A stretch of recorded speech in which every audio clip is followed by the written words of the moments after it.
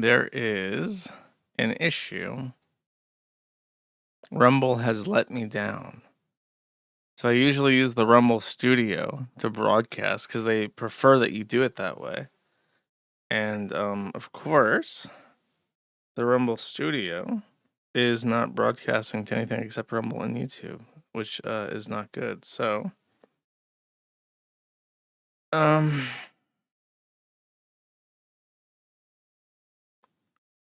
that is absolute fucking shit because most of my viewers are on Kick, so I can't just like not do that. And it's just not working. Like if I try to restart it, it just doesn't work.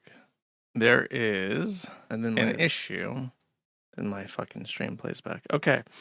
So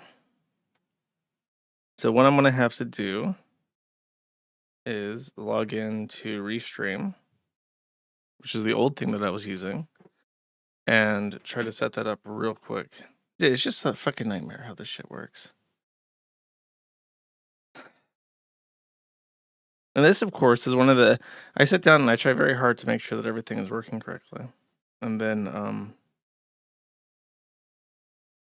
the one thing I can't test, which is Rumble, doesn't work. Okay. How can I do this? Coder details? Okay, that works. What I'm gonna do is add only. It doesn't even connect. It's so weird. It doesn't even connect to any of that. Okay. Did I put something on to like entertain my audience while I try and fail to do an internet broadcast?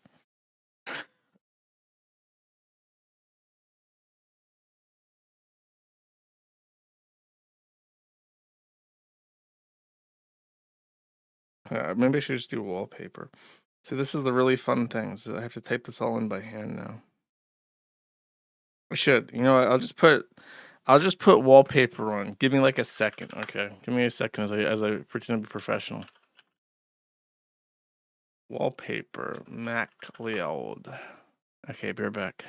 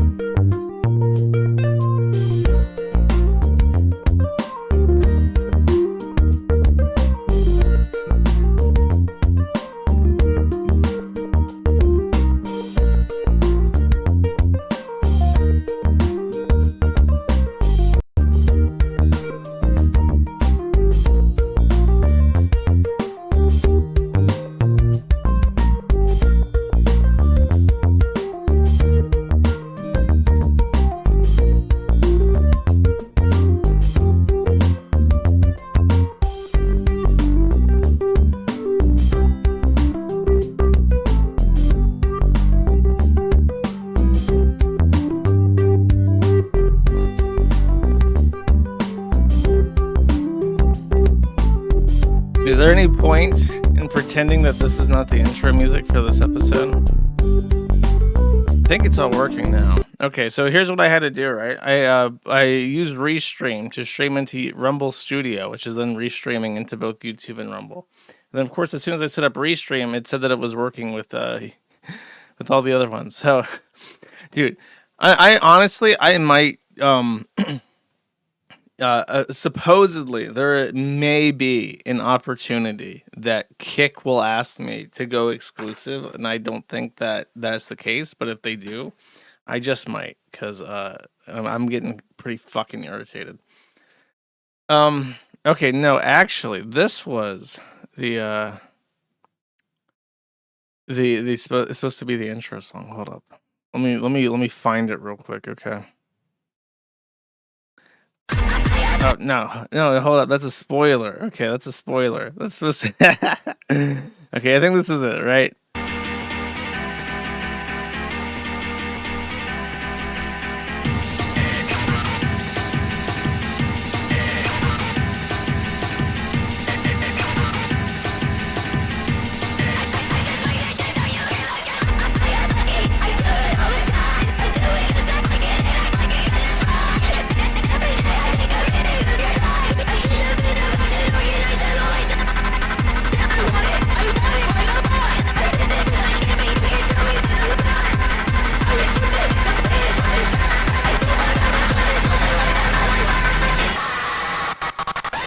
The last thing a troon shooter hears before blowing their own brains out after a failed mass shooting. Here we go. I have the shardy version of this song that I think I'll play. I think that they did a better job with the A and B here.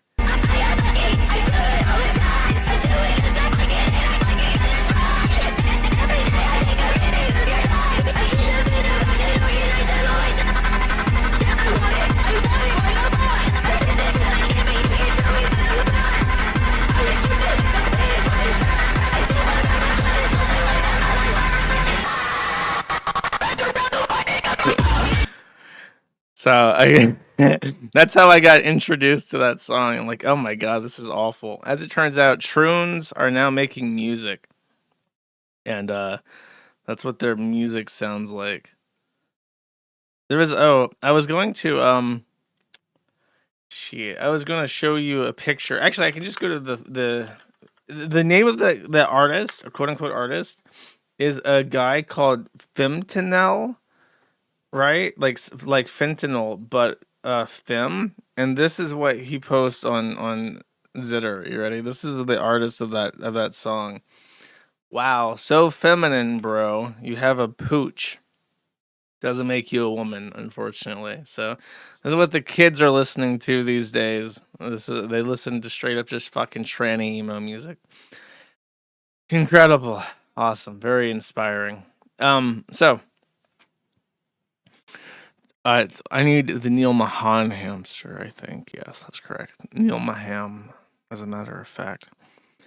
You may notice, and I apologize for this downgrade. Everything about my streams is just a straight fucking downgrade, but the bullets in the background no longer have names. That is because the text rendering for that was what was causing the lag. So now you guys can dump as many bullets as you want. They will still form a bullet neutron star if you get too many, but it won't lag while doing so. Is the upscale. There is some political stuff. I think a lot of political stuff. Not too much happening in the locale sphere. I guess I don't know if maybe I'm just getting old. Maybe I should see what the kids are up to with their locale content, because apparently the aged elderly home of staples that I have, they're literally dying. They're dying of fucking age at this point. I need to up my game, and I need to do the Keemstar. I gotta start up my TikTok and start flossing, like on TikTok.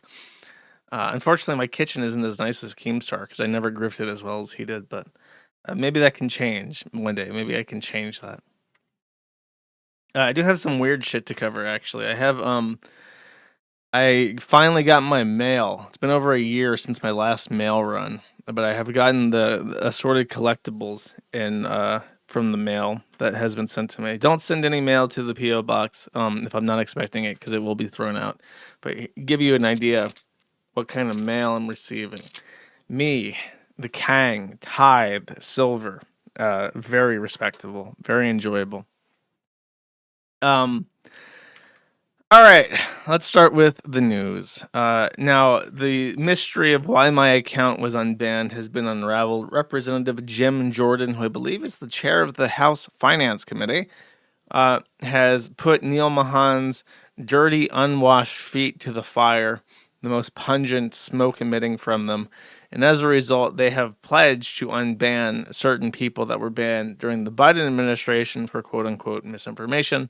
But it really seems to be a vast swath of politically motivated bans across the board, including these channels that were unbanned: The Cynical Cynic, River Sales, and Handsome Luke, which were try-hard community archivers. So for whatever reason, these accounts were all unbanned.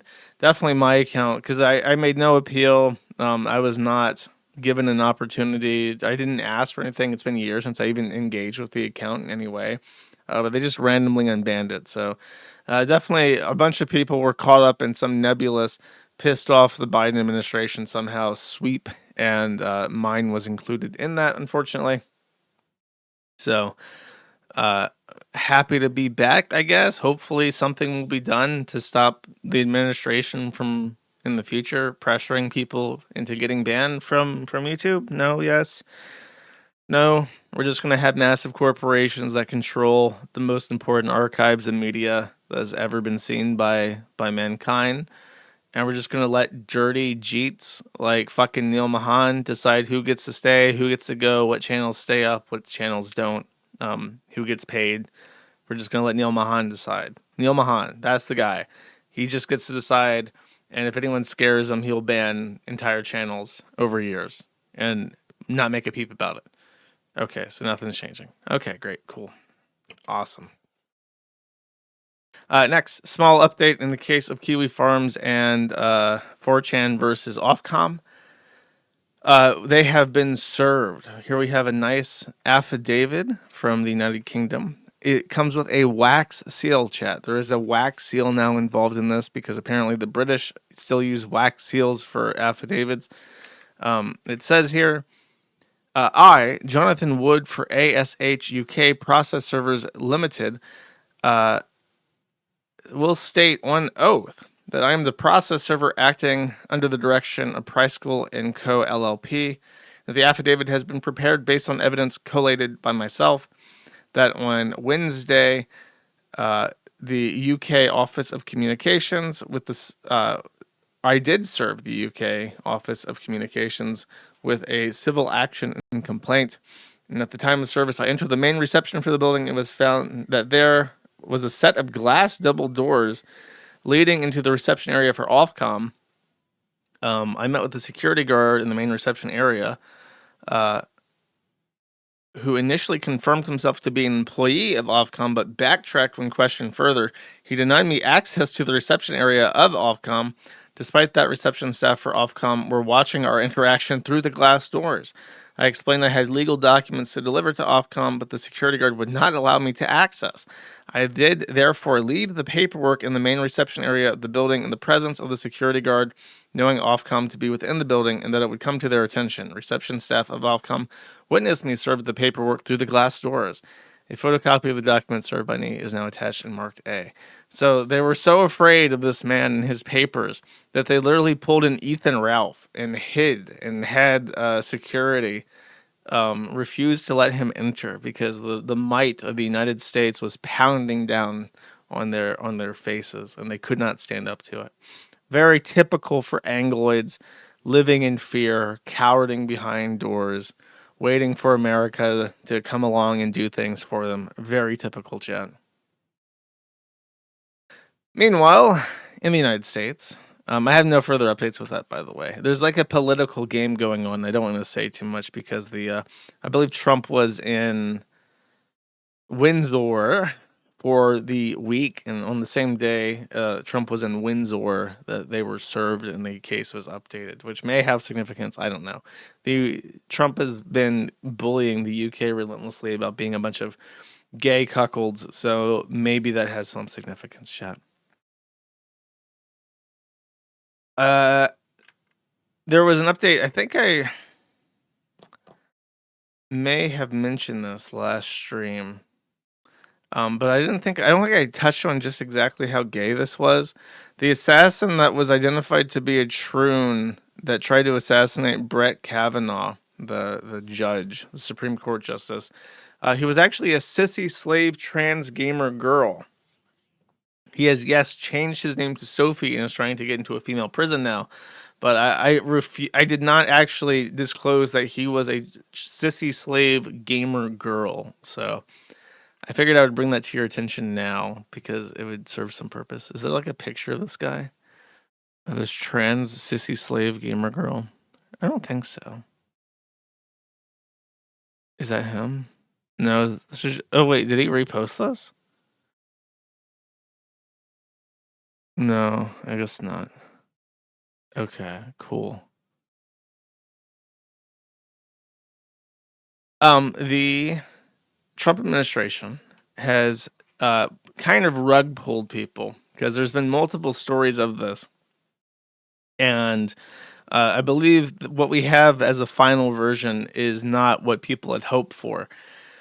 I mentioned that Trump had signed an executive order last stream that would greatly upset the balance of power and Indian people in particular, thankfully, by adding a $100,000 per year fee to any H-1B visa given out to anybody in the world. But since Indians and Chinese people are the number one recipients by like 80% or more, it would mostly impact them.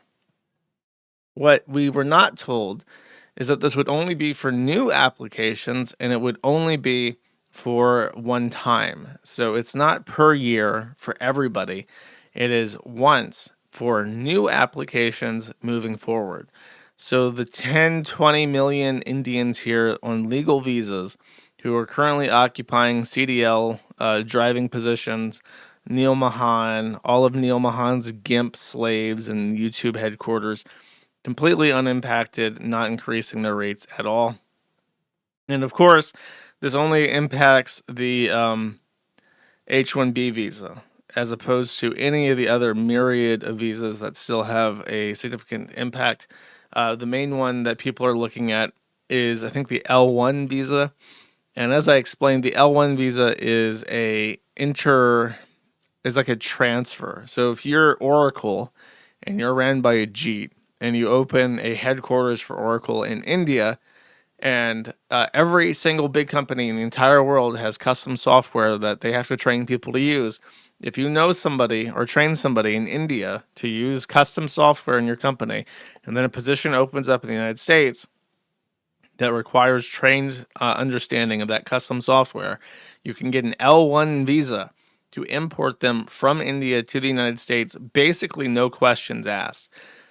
So as long as they have an office in India, they can train people and get L1 visas and hand them out like candy. So the fight is far from over. The actual executive order and the changes to the H-1B are far from complete. By the way, since I have a gold checkmark Twitter account for USIPs, I get emails from X for my advertiser account because they want me to buy advertiser credits. There was some kind of like rumor or speculation that X, after the Christmas thing where Vivek Ramaswamy declared all Americans to be lazy people who had too many sleepovers and watched too many reruns of Friends while playing football to ever be useful, and therefore the Hindus deserve to run the entire country because they're just so much better than us in every way, shape, and form. There was some speculation that Elon had gotten rid of his Indians. I get emails basically every single day from X advertising, and I can promise you that there are still Indians working at X because I can't pronounce that fucking name if my life depended on it. So much work to be done. I wrote my reps. I think everyone should get into the habit of writing the reps. I haven't pulled this up, but let me go ahead and find the last time I wrote my reps chat. And apparently this is the next thing that I'm going to have to do. Here, I'll just pull these up real quick. Is I have to change my signature because people are complaining that my signature is not serious enough. So it's like, okay, sure, whatever. I'll make some bullshit ass fucking signature and I'll print that on paper instead of how I actually sign my name because apparently some people don't like my signature. So I was like, whatever.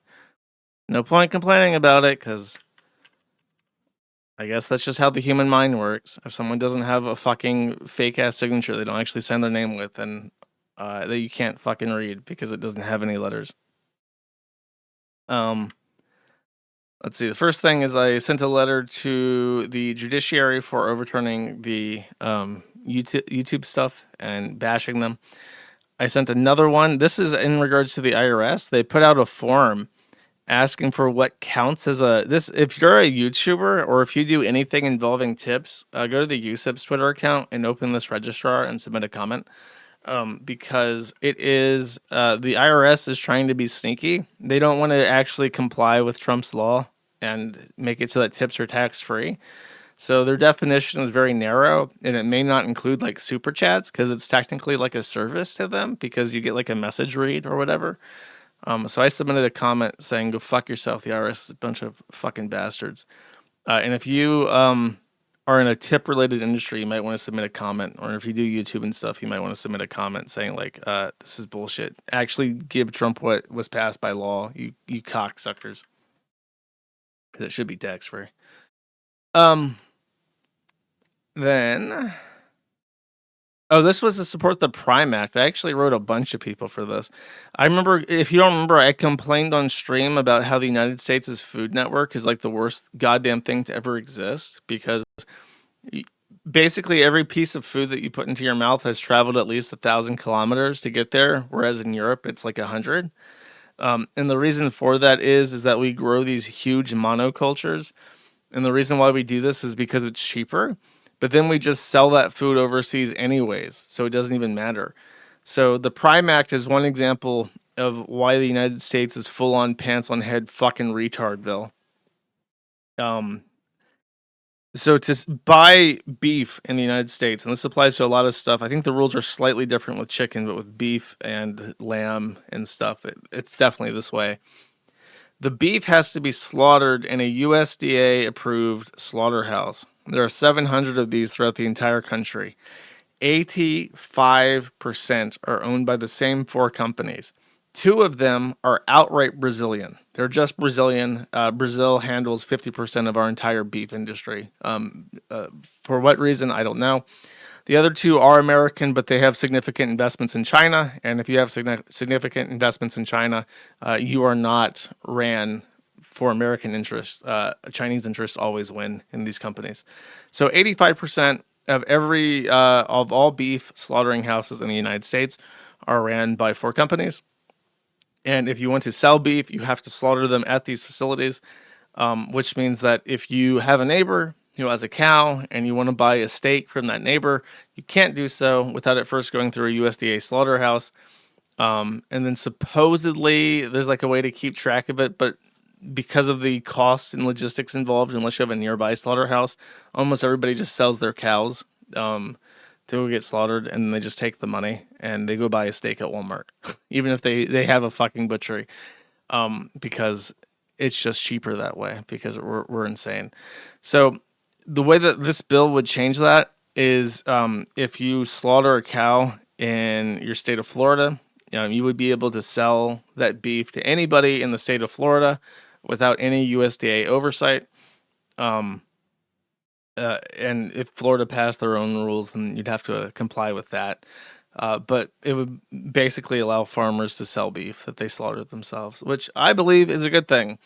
Some people were like, but what if this benefits an Indian indirectly? And it's like, I don't care.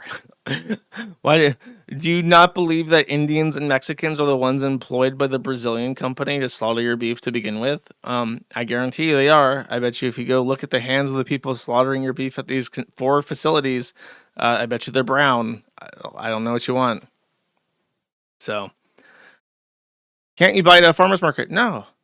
I just explained. If you sell a steak in the United States, you must have it slaughtered at a USDA facility. And if you're not going to drag the cow up there yourself and bring the meat back yourself, you're very likely going to sell it to a company. So anytime you see, like, if you ever see like a farmer's market and they're selling produce, 90% of the time that produce is bought from a store and being sold. They just get a crate at Walmart. So yeah, it's bullshit. And we have such a crippled loser logistical system. Like, nobody grows food, nobody eats local, nobody can buy their neighbor's cow. If the Amish in Pennsylvania tried to sell beef cut that they slaughtered themselves online, and the idea is that there's a rule around this. If you buy an entire cow or half a cow, you can get custom meat. But obviously, most people can't buy $1,000 of beef, and they can't put it anywhere.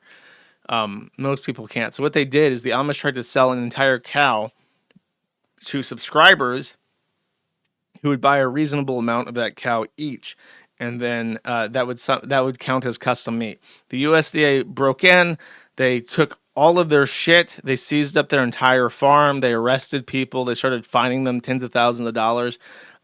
So the guy's like, what about the brown hands that might benefit from this? The USDA only enforces their law as it is against Amish people because they're white. So that's the issue. And it's so frustrating because you guys don't know, unless you've lived in Europe, you don't know that, like, the majority of food in Europe is grown in the region it's eaten in. The majority of it. They grow it in throughout Germany. They grow it throughout the Netherlands. They grow it in Denmark. They grow it in France and the United States. I've driven through the entire U.S. now. What do you see? In Arkansas, you see rice. Guess where that rice is going? China. You hit the Midwest. What do you see? Soybeans. Where's that soybean going? China. You hit up north, you see corn. Where's that corn going? It's going into a giant fucking pit so they can rot it and make ethanol because that's subsidized. Do you eat any of that? No. Where does your food actually come from? Peru. I went to the store. I was trying to find tomatoes, and I was looking at all the tomatoes to see which one was grown in the U.S. None of them were grown in the U.S. They were grown in Canada. Our logistical system is so fucking nightmarish that a warm climate Mediterranean, well, it's not from the Mediterranean, but it's famous in the Mediterranean. A warm climate plant is somehow easier to buy from fucking Canada and be sold in Florida. That is how retarded we are. We're fucking cattle. We're full-blown fucking retards. You can't persuade me that we can't somehow make it easier to get a tomato in fucking Florida than importing it from fucking Canada. So it makes me angry because it's like we eat shit. We eat slop fucking food imported from a third world country like Canada. And I can't stress enough, food security is national security. If we go to a war with China and they start sinking boats that are carrying food from Peru, we just starve, apparently, unless you're going to start eating inedible corn, rice, and soy. That's it. Once the rations start getting put in the United States and we no longer get any of our imports from Latin America where all of our food is grown, you're going to be eating a diet of soy and rice like you're a fucking bug. Cool. Next. ABC was shot at by a gunman. This is actually incredible to me. I can't even fucking believe that this is a real thing. But there was an ABC station in Sacramento, so shithole California, where there is no violence because guns were banned. I've been told that gun control works. So here we have Sacramento, California. ABC station was shot at. Nobody was hurt, thankfully. But guess what? Brown man. Annabelle Hernandez Santana. And what was he upset about? He was upset about Jimmy Kimmel going off the air. This brown man named Annabelle Santana was so angry about the censorship of Jimmy Kimmel that he went to an ABC station and just shot through the windows in a fit of rage, and he was arrested. And you know what's really, really, really fucking sad about this? Well, let me get through this first, but here's some of his tweets. They found him. Just open a couple at random, right? And then I'll click pictures of cars because I have to click a picture of a car to get access to the internet these days. Because we're that fucking, the internet's that fucking usable. Santana says the authoritarian oligarchy is now complete. CBS Plus caving, big law firms in DC, the subservient FBI and AG, university presidents stepping down, fanboy SCOTUS, political radio, ICE goons. We are going to have to fight like hell. Rules don't apply if the election was stolen. Fight, he says. The race war has begun, and Trump started it. When you order the state security apparatus to profile brown people, arrest them and deport them, including residents and spouses with legal status who are protected by asylum or on their way to immigration appointments, that violence is illegal. And then my starting lineup of anti-Trump's heroes: LTC Vindman, Jen Mark Miley, Riley Hill, Rep Liz Cheney, Rep Adam Kinzinger, retired Judge Michael Ludig, Cass Hutchinson. So he's basically telling people who this is who you should shoot, right? And then in the actual indictment we have down here in C, Hernandez Santana should be detained because there is no condition or combination of conditions that can reasonably assure the safety of the community and his appearance. In making a determination of whether a combination of conditions will reasonably assure the appearance of the defendant, the court must look at factors set forth. These include the natures and circumstance of the offense, the weight of the evidence, and the history of the defendant, and the nature and seriousness of the danger to the person. Santana poses a danger to the community. If released, he is charged with serious violent offenses in connection with shooting into the air in the direction of a television station while within a school zone, and then driving around the block to shoot 3 times directly into the station's lobby, which was occupied at the time. This was not a brief ideation. Santana had evidently planned out his attack on a television station, as demonstrated by the fact that he wrote a weekly planner attached to his refrigerator, quote, "Do the next scary thing."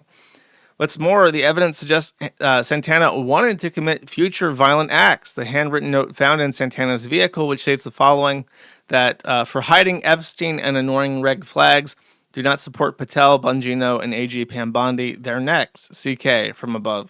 Indicates that he may have been planning additional acts of violence. Law enforcement found 1 pistol during the searches of his home, which matched the caliber used during the shootings. And while that was the only firearm that law enforcement found, database checks revealed he purchased records for additional firearms under his name. Accordingly, there's the possibility that Santana has other guns, which are unknown to the FBI. So this is completely and totally a premeditated attack on a news station, which, by the way, is an additional felony to interrupt a broadcast by an act of terrorism, and then attempting to disrupt it because he was upset that Jimmy Kimmel was off the air for 3 days. Because immediately after this, Disney announced that after discussion with ABC and Jimmy Kimmel, they reached an understanding and Jimmy Kimmel will be going back on the air, which just goes to show you that terrorism works when you're on the left. A guy can shoot up a ABC station and they'll immediately just give him what he wants and show him that, yeah, violent intimidation is actually the way to go. We are going to give you everything that you asked for. Sinclair was not so impressed and said that Jimmy Kimmel will be preempted on their networks, regardless of whether ABC and Disney would like him to return. And the Next Star Media Group also said they will continue to preempt Jimmy Kimmel Live, regardless of if Disney will continue to pay to produce more episodes of his show. So that's the update with Jimmy Kimmel. Nobody even heard about this Santana guy, I guess because nobody died. So it just kind of got swept under the rug. But yeah, they are literally upset that their TV show advocating for violence is taken down. So they start shooting at you. That's just their immediate go-to response these days. Kind of in the same fallout as that.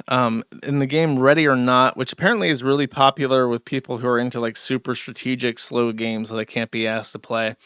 A guy named Mikhail Kaminsky made a statement that Charlie Kirk is better off dead, and that Ready or Not are happy that he's gone, which caused the actual production company of the game to freak the fuck out and immediately fire him.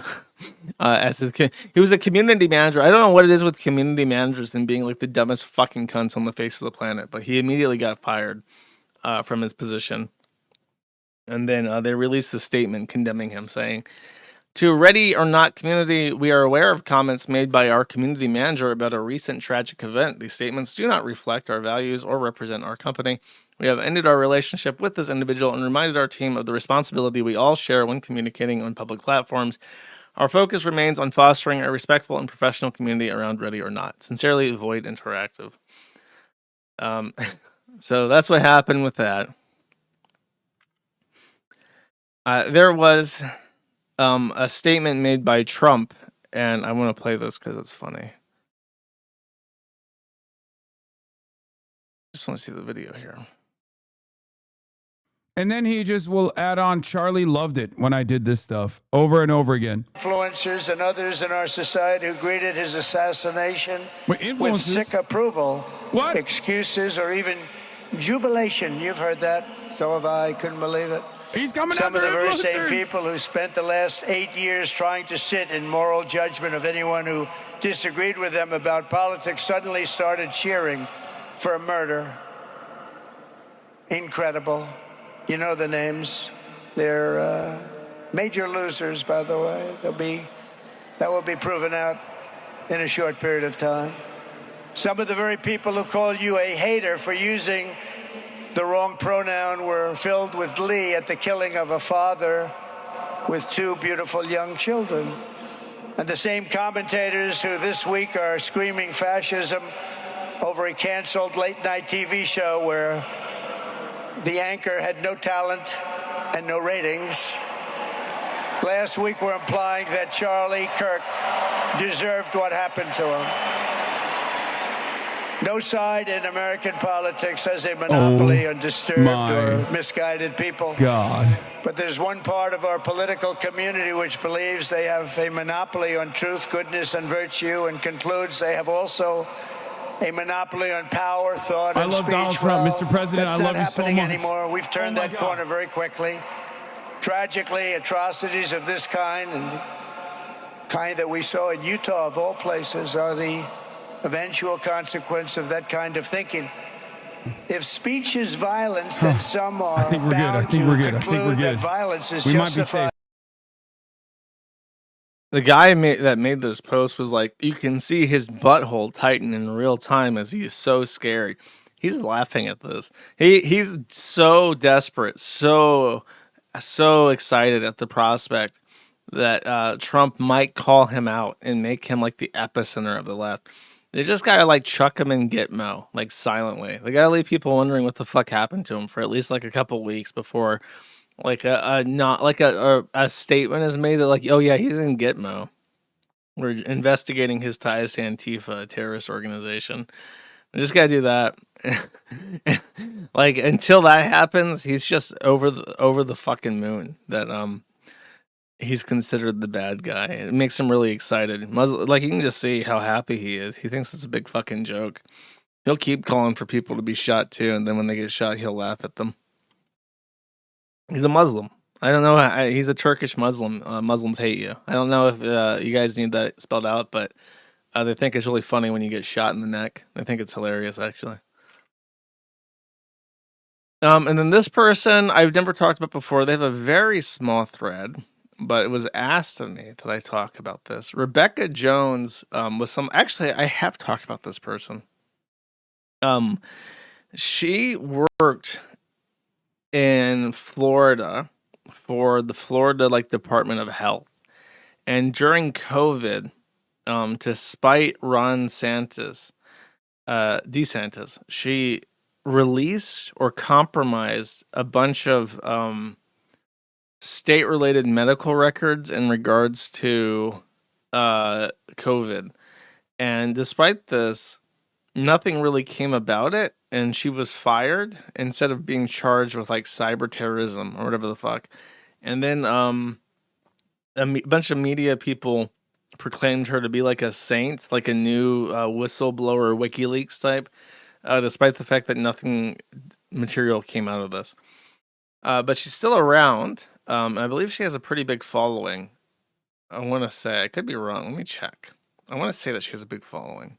She's a white girl that's a liberal, so therefore the Coomers are going to follow her on Twitter, I bet. She's a based whitey girl, therefore we don't have to feel racially bad about following her.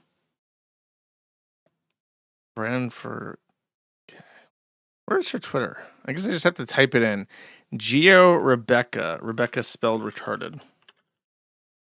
Geo Rebecca. Oh, I have her blocked. I wonder what... 330,000 followers? That's crazy. Mesoscale News at the nexus of climate and people. Yeah, I definitely would have blocked her. 1,000 likes on that, but only 17 on this. Oh, because it's a Substack link. You don't get to share Substack links on X. That's the best way possible to get completely and totally blacklisted by Elon Musk. There's nothing that Elon Musk hates more than fucking Substack. And what's funny is that Substack is like anti-censorship. Substack is pretty fucking based, and they have a bunch of different people on across the aisle, all over the place, and they don't censor people as hard as certain platforms do. But that's threatening to Elon Musk. It hurts Elon Musk's big baby feelings when other people do the Twitter tang and people like it. Wow. So if you try to post a Substack link, it doesn't embed the OpenGL. You'll see that there's no box there. Apparently, I can't comment because it's limited, but. On top of that, it's a Substack link. So 300,000 followers, but only gets as many likes on tweets as I do. That's pretty embarrassing. I ask you to join against racism and white supremacy on October 14th. No. MAGA Brainworm is thinking that greasy Nosferatu. Lady, you cannot call a Jew a fucking vampire. That is anti-Semitic. Who's this? Is this her? Who's this? I like faceblind. Oh my god, she looks dreadful. Okay. So this is what she's up to. Apparently this was a big zeet. Let's check it out. You ready? That's Angelina Jolie. Okay. I don't care. I have no interest in Angelina Jolie. Isn't she married to Brad Pitt? Didn't Brad Pitt jump on Oprah's couch and say that he loved her and they got married before L. Ron Hubbard or something? Something like that. No, that's Katie Holmes. That's Tom Cruise. Okay. Tom Cruise jumped on the couch and he loved Katie Holmes. Who did Angelina Jolie? Brad Pitt. Okay. I got you. Dude, I love everyone who's like, oh my god, Josh doesn't know about contemporary mid-2000s celebrities. That's so cringe. He's supposed to be like a podcaster. He's supposed to know about stuff. Why did he not know about Angelina Jolie? Okay, they got divorced. Okay, cool. Here's what it says. You ready? She says, fine, I'll say it. The podcaster who was killed in Utah was a fucking creep. Goofy-ass looking grown man. Lady... Listen here. You got the fucking short hair with the bright red Big Mama hoe lipsticks. You're only missing the hoops. I don't want to hear this shit about fucking goofy ass looking. Goofy ass looking grown man who flunked out of college and could never let it go. He grifted off completely fabricated stories about oppression against conservatives. His entire... he was shot in the fucking neck. I think that he proved his point. His entire persona was a gimmick steeped in theocratic and white supremacy. He was a bigoted, racist, homophobic, sexist piece of shit. He participated in an insurrection against our country. He repeatedly called for the deaths of his perceived political enemies. He cheered on those who violently assaulted Americans. He should have been in jail. Instead, he got shot. And by every measure, his only accomplishment is being the first American assassination that the world watched on TikTok in 4K at 120 hertz. He wasn't a Rhodes Scholar shot in the face while seeing a movie in Colorado. He wasn't an elected official in Minnesota murdered for defending women's rights. He wasn't a first grader left bleeding to death in the company of a crazed gunman. He wasn't gunned down for flying a flag outside his clothing store. He was a bad person who said horrible things on his mid-tier little podcast. I have legitimate reasons to hate a lot of these conservative pundits. Many, like Ben Shapiro, have come after me by name. They've spent years vilifying me for trying to save lives during COVID. They fabricated stories, promoted propaganda, and incited more death and rape threats than I can count. And yet I don't say they should be given the death penalty or publicly executed. I don't believe they deserve that, except for Charlie Kirk. Oh, that's what she's getting to, that Charlie Kirk is especially evil, right? I would never say that children should watch DeSantis's public execution as a rite of passage. I would never say that Matt Gaetz, is she just like naming people she does actually want to die? And every pervert in Congress should be stoned to death. And there are so many conservative men in Congress that are into some kinky and even illegal shit. Saying good riddance isn't a celebration of his violent public death. It kind of is. I said it when Rush Limbaugh died. Does that mean I'm cheering on lung cancer? Yes. Kind of, yeah. I was elated when Scalia died of natural causes. Most of our country and the world will be in the streets actually celebrating when Trump dies, regardless of how he dies. Lady, how he dies will be very important to what's happening in the streets if and when Trump dies. That's what an absurdly stupid statement. Like if Trump were to get shot right now, there would just be mass happiness and love. There would be like a fucking Woodstock festival in every city across the entire country. No, I don't think so. I don't think that's actually what would be occurring on the streets in every major city across the country. I don't think there'd be no fucking Burning Man after that shit. There'd be men burning, but there'd be no Burning Man, if you know what I mean. Everyone dies. Yeah, dude. What's like even the difference between like stomping out like a fetus's life at like conception or getting shot in the neck for like political speech? Like we're all just like a paper bag, like a plastic bag, like floating in the wind. Life is just like an arbitrary. When it begins, it's like arbitrary. When it ends, it's like arbitrary. I'm like deep and shit. That doesn't make up for the life they spent harming others. When other people choose, and when people who choose to spend their existence hurting people are gone, the world is a better place. Kirk was a vapid demagogue, unworthy of mass hysteria over his death, and everyone should be protesting this state-mandated day of mourning on October 14th. Fascinating, chat. Yeah, this is like delusion. People are like actually really, really upset over this, and the whole like, yeah, we're just gonna keep shooting people that we disagree with. It's not a good idea.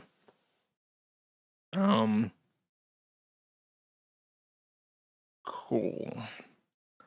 Is there something else I wanted to say before we switch off of YouTube? Let me double check real quick, chat. Can I talk about this? Yeah. No, I can't because I have something funny lined up after that. Is there anything lolcow related I can share? Okay, I know how I'll tempt over the YouTubers to come watch the rest of the stream. Okay, I got something that they'll really like. So, if you are a savvy internet person, you may be aware of the existence of someone called Shmorky. Well, the Kiwi Farms, of all people, have found Shmorky. Let's take a look. This is that Elith Clare, suspected of being Shmorky, and some art that Elith says that they made.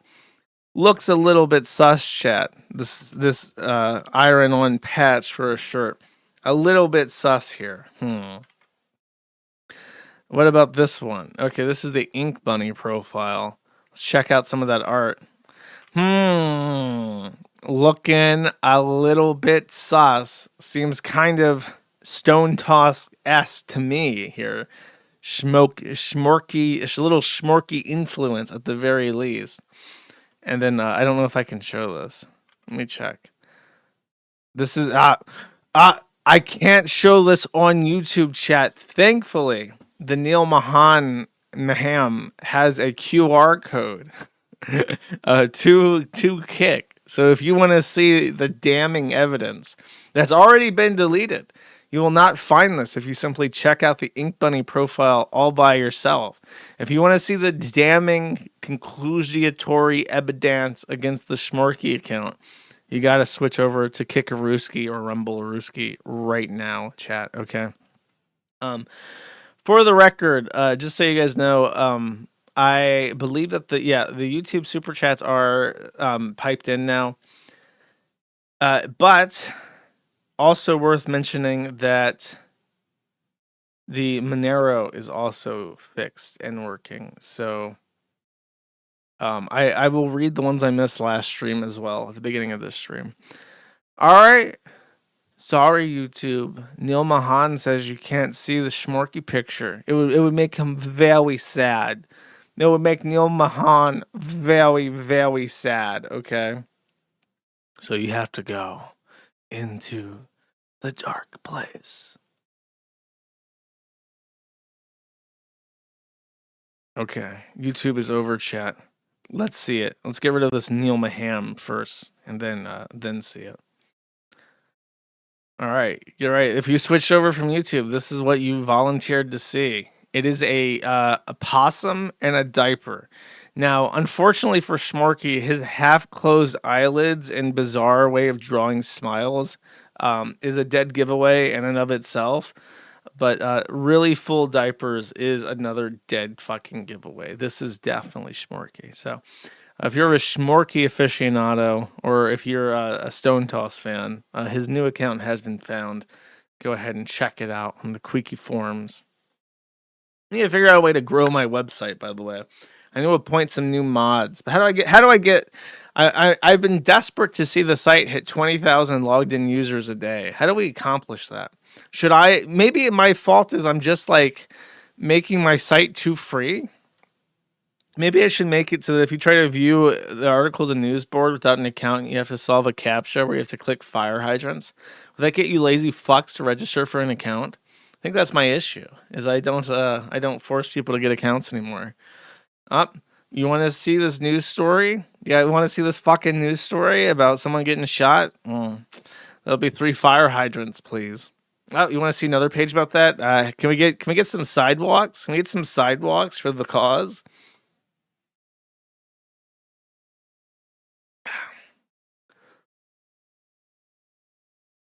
Okay. So, large dogs. All right.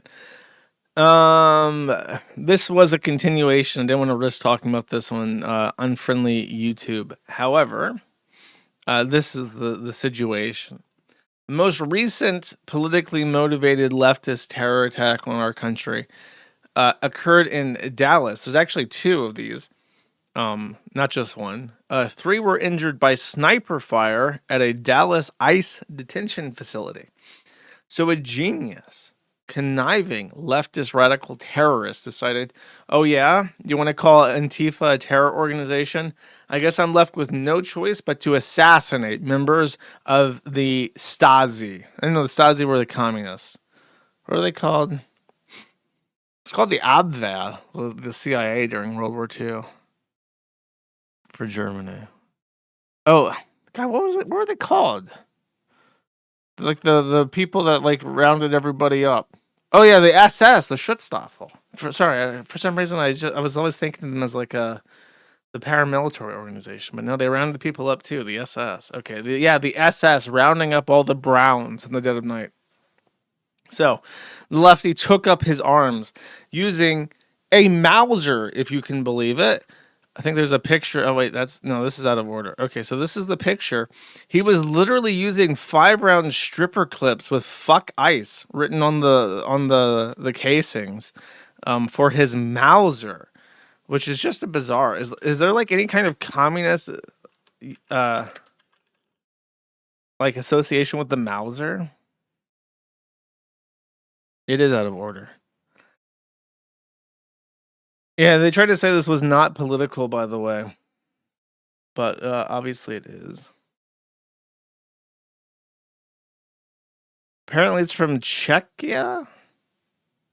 I was, yeah, I'm not sure. I'm not sure why they picked. It's a Nazi gun. Oh my god, Nazi.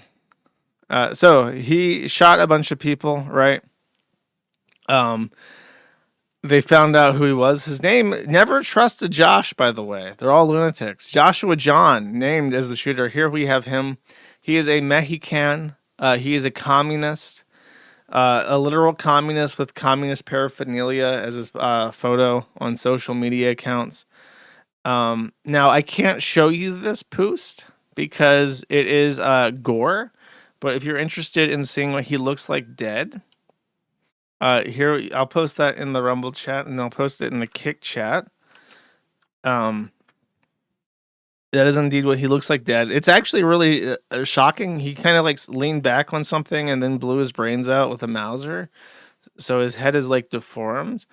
I think they should post more pictures of corpses. I think they, like, okay, you want to shoot at our ICE detention facility? We're going to post your corpse. Ack! Ack, he said as he shot himself in the head with a Mauser. Now here's the real tricky dicky part of the story, chat, is what happened when he shot into the ICE detention facility. Soyjak, take it away.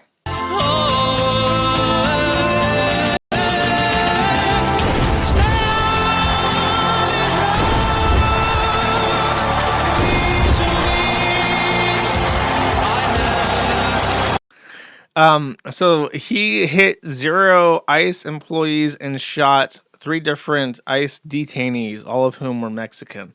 So all of the victims that this Mexican shot were Mexican detainees awaiting deportation. So instead of simply being deported back to South America, they were murdered by a leftist terrorist. It was such a fuck up, such an incredible fuck up, that the leftists are trying to say that this was a MAGA terror attack.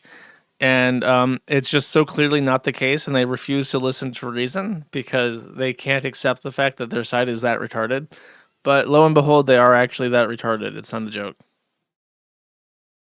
Thank you, Charlie Kirk, for protecting our ICE detainee or ICE employees from the grave, chat.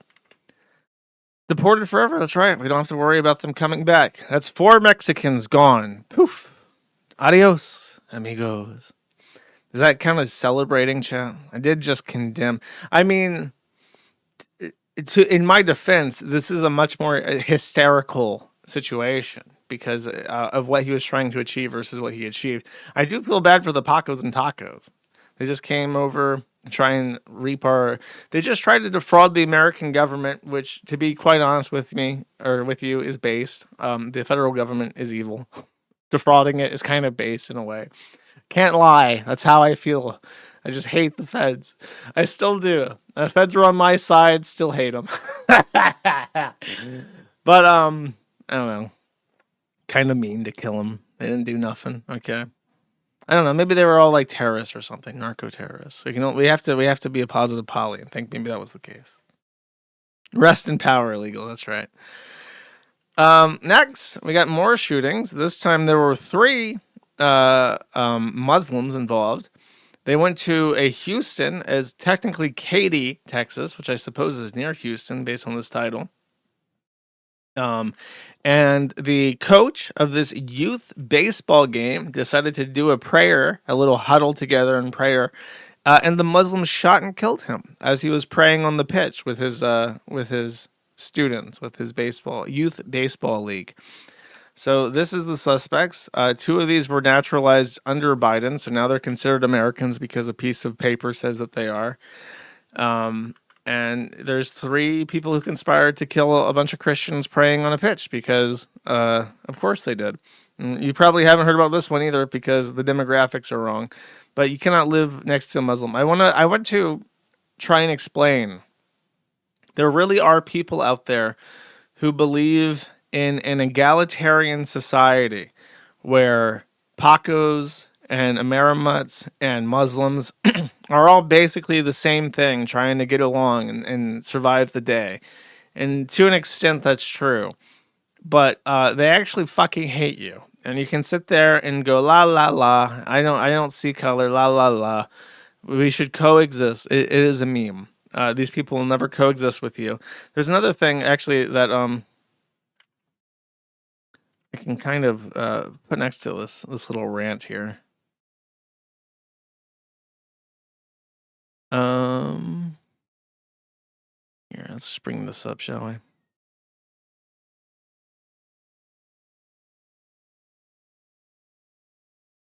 Why is this on a different page now? Here we go. This is also in Texas, in case you're a Texan. This is a 90-foot tall bronze monkey man statue.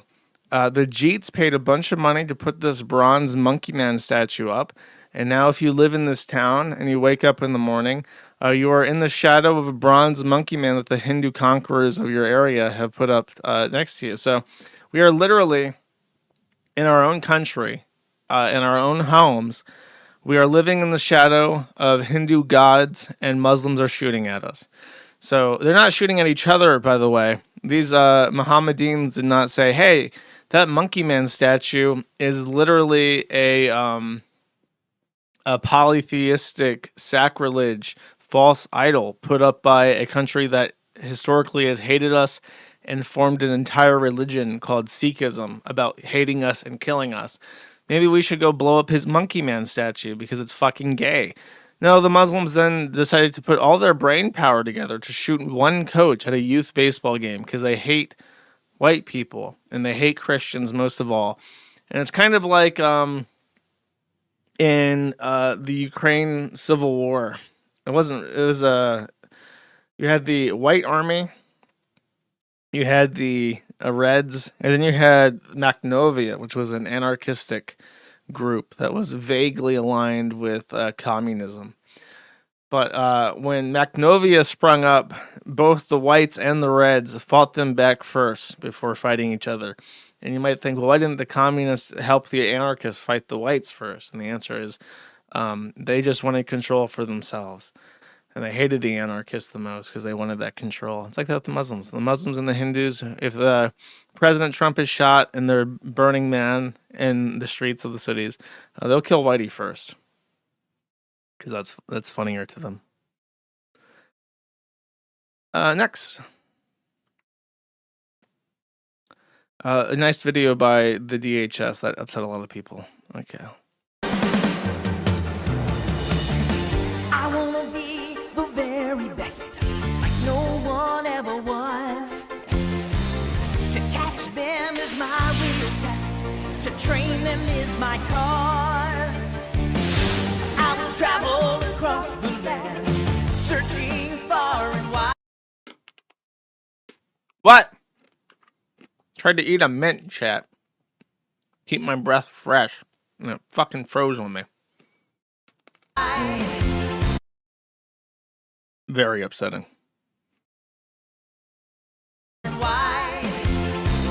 Each Pokemon to understand the power that's inside. Pokemon, gotta catch 'em all. It's you and me. I know it's my destiny. Pokemon, oh, you're my best friend. In a world we must defend. Pokemon, gotta catch 'em all. Our hearts so true. Our courage will pull us through. You teach me and I'll teach you. Pokemon, gotta catch 'em all. Gotta catch 'em all. Pokemon. You know, literally nothing ever will be as great as that theme song. If you're like a young person, number one, you shouldn't be watching this. But number two, you'll never experience anything as pure and amazing as Pokemon in the 1990s and early 2000s. You'll never know the joys that I've known. You are doomed to this this castigated realm of misery, and you'll never know joys that I have known as a child, chat. Never. Next, Anna Valens. Speaking of doom and a life without happiness, we have Anna Valens. Anna Valens is a... Why?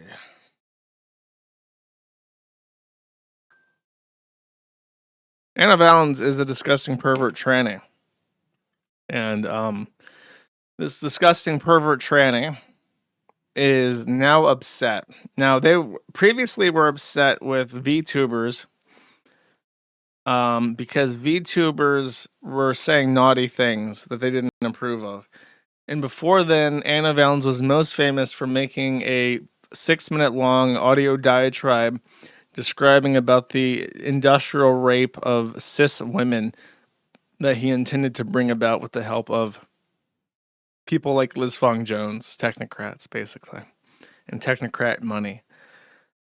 Anna Valens was kicked out of Drop Kiwi Farms because they were so rapey and disgusting, and the others, for publicity reasons, couldn't be associated with them.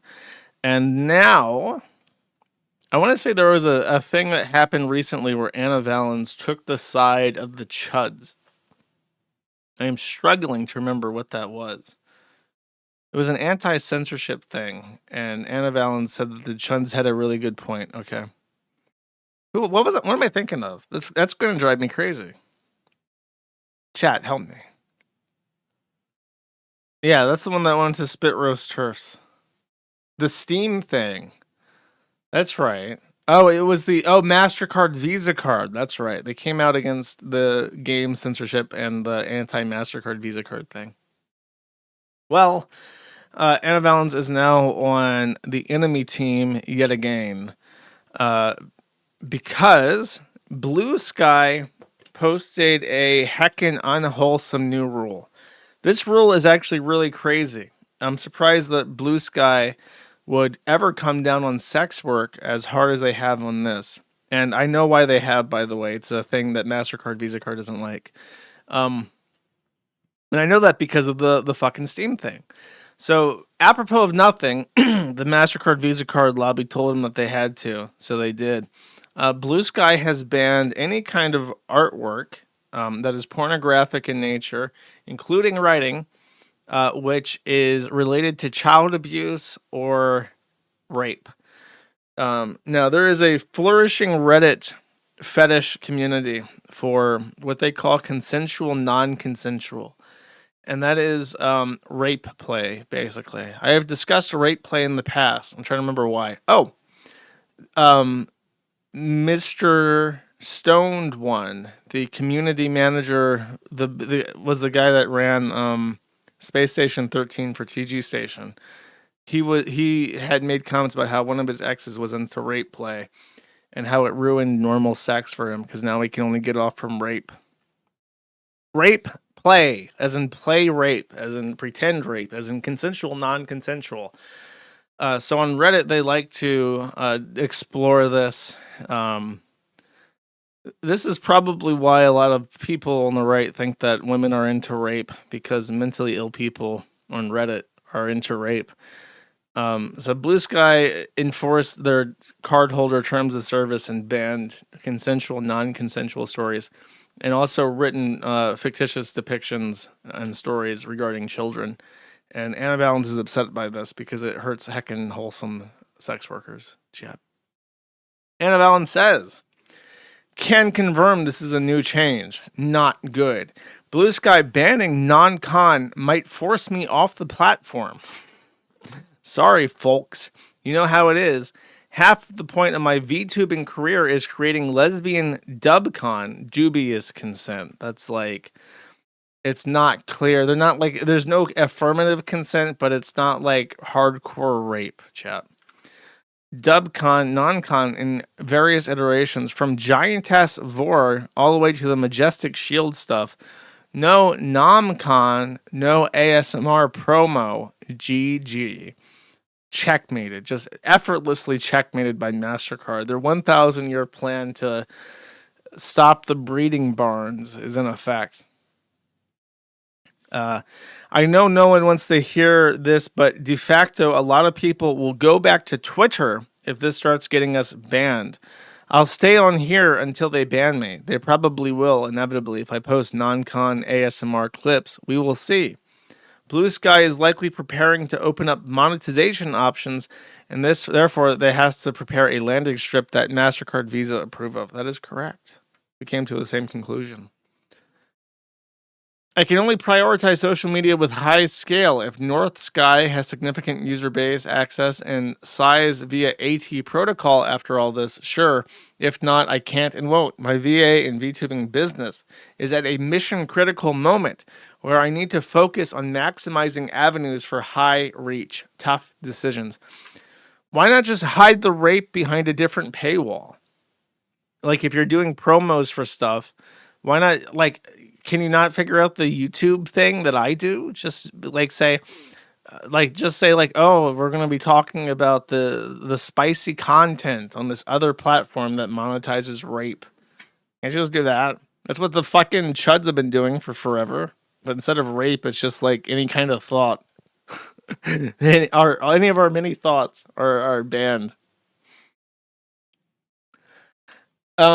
I applied for verification with Blue Sky and they never gave it to me, by the way. Oh, poor you.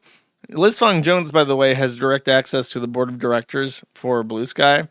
And if I make an account and like they banned the Joshua Moon account that I created on Blue Sky. As soon as I posted the link to it on Kiwi Farms, I hadn't even made a post. So they just like watched that shit, I guess, and banned me immediately. I didn't even post. I'm just banned as a person, as a concept on Blue Sky.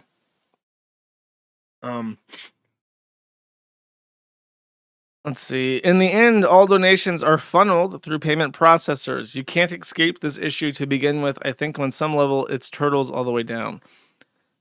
You can move to another PDS. Most people de facto will stay on Blue Sky and want to remain on the Blue Sky PDS. It's the biggest one. That's just talking about Blue Sky shit.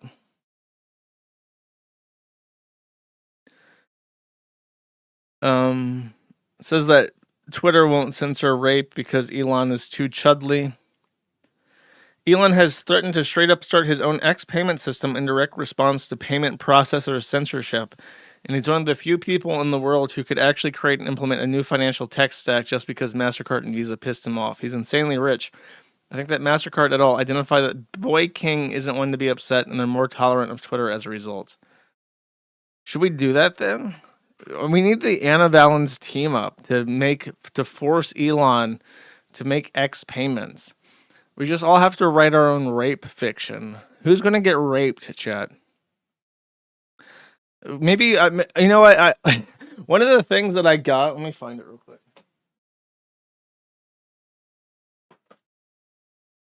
Oh, there it is. Okay. This is one of the things I got in the mail, chat. Do I have a picture of this? I do. I'm going to skip ahead.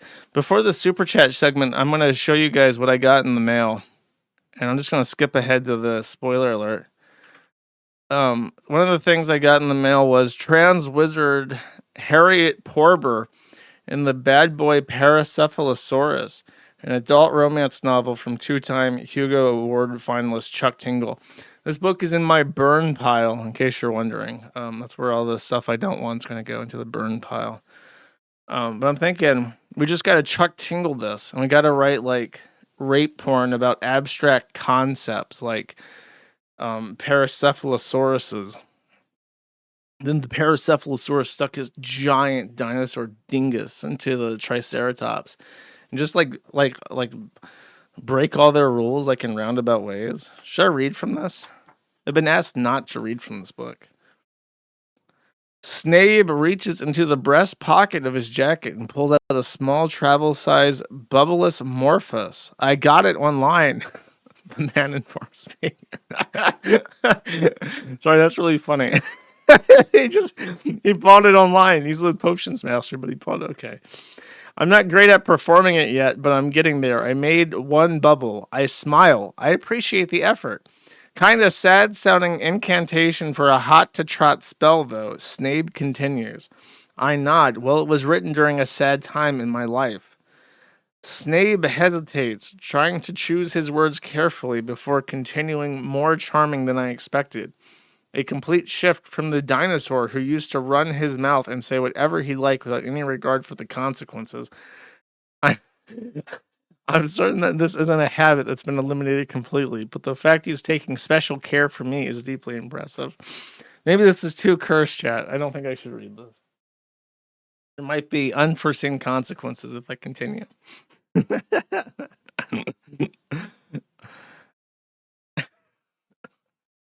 Okay. I will show you guys more of my pile later. Stay tuned. All right, I'm sick of antivalens. Antivalens, unless you have a plan to rape X into submission, I don't want to hear any fucking more of your bullshit. They're planning a blackout against these new rules.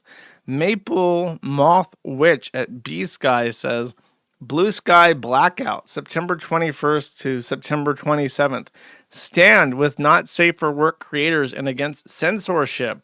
Show them how many came here specifically to escape arbitrary censorship. Reblog to share and to announce your blackout. Okay. Did it work? Did the rape of Blue Sky succeed? Here we have another person. High-waisted jeans, I think is what that says. Waisted jeans? I don't know what that says. God, I wish someone would just dox everyone on Kiwi farms, track them one by one to their houses or parents' basements or whatever, kidnap them, and take them all to a deserted island somewhere and just hunt them for sport with fully automatic military weapons. That would be cool. So, rape, not okay. Writing elaborate fantasies about non-consensual murder, A-okay.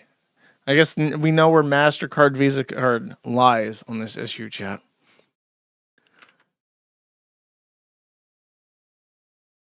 Next. Teen Gamer. Okay, so this is 7 News Australia. This is like a really big publication in the Australia media. And they wrote a scorching hit piece on Roblox, effectively saying, literally saying that letting your child play Roblox is effectively like letting them loose in a mall. The chances of them being raped or abducted or taken advantage of in some way is so extremely high that it is tantamount to a reckless behavior to let them play the game. Now let's see how the market reacted to this chat. Roblox is up. Roblox is actually up from when this article came out. So if you want to know what the economy is like, rape doesn't matter. Child abduction doesn't matter. The market, the way that investment works is that Vanguard, BlackRock, and that other one, they just buy everything in mass, and Greenline always goes up, always. So if in case you're wondering what the U.S. economy is like, we're a rape-based economy.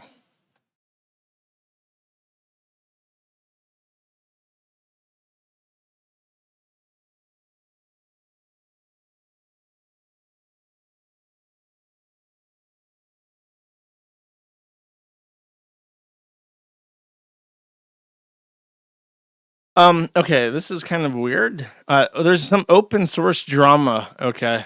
Cloudflare is sponsoring a open source project called Ladybird, and Ladybird is the name of a competing engine against Firefox's Gecko, which I don't know if it's still called Gecko. Every time I mention this, people get mad at me. And Chromium, which is what everything else in the entire world uses, basically.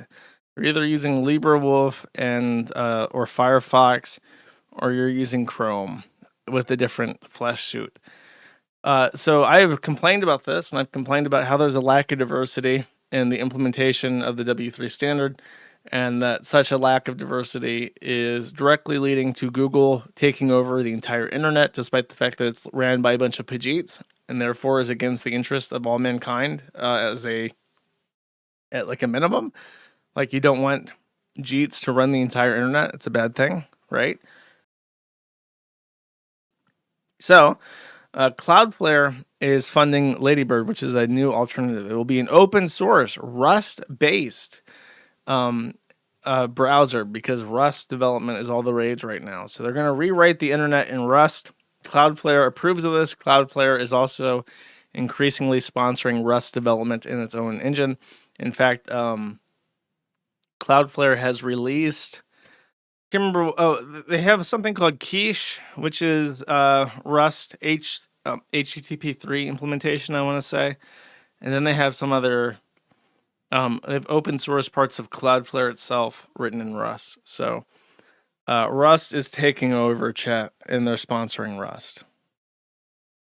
Now, isn't there somebody you forgot to ask?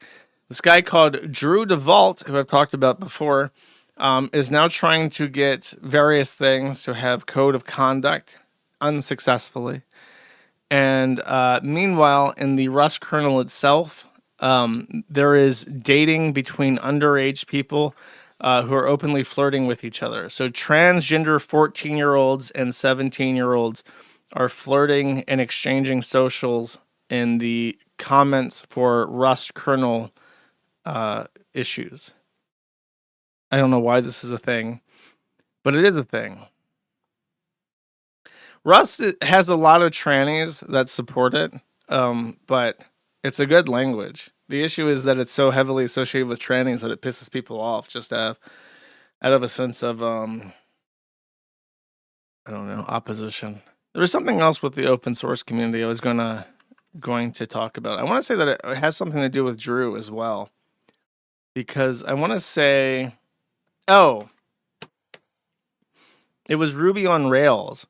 I can't remember why this happened, but Ruby on Rails, or some trannies in Ruby, decided to try and oust the inventor of the Ruby on Rails language from his own development system by alleging that he's like a meanie bigot or something.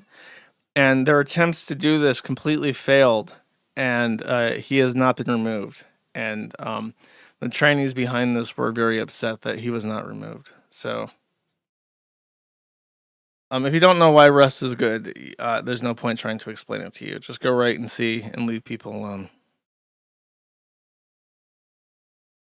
I couldn't find the Ruby stuff.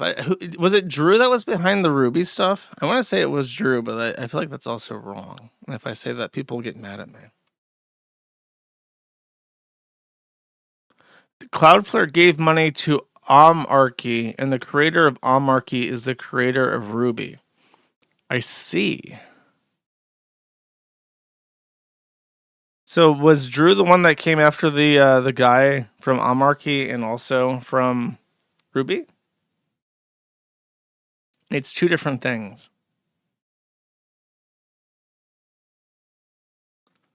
I know about the cum chalice. DHH. DHH is the guy that made Ruby. I'm not sure what he was being targeted by.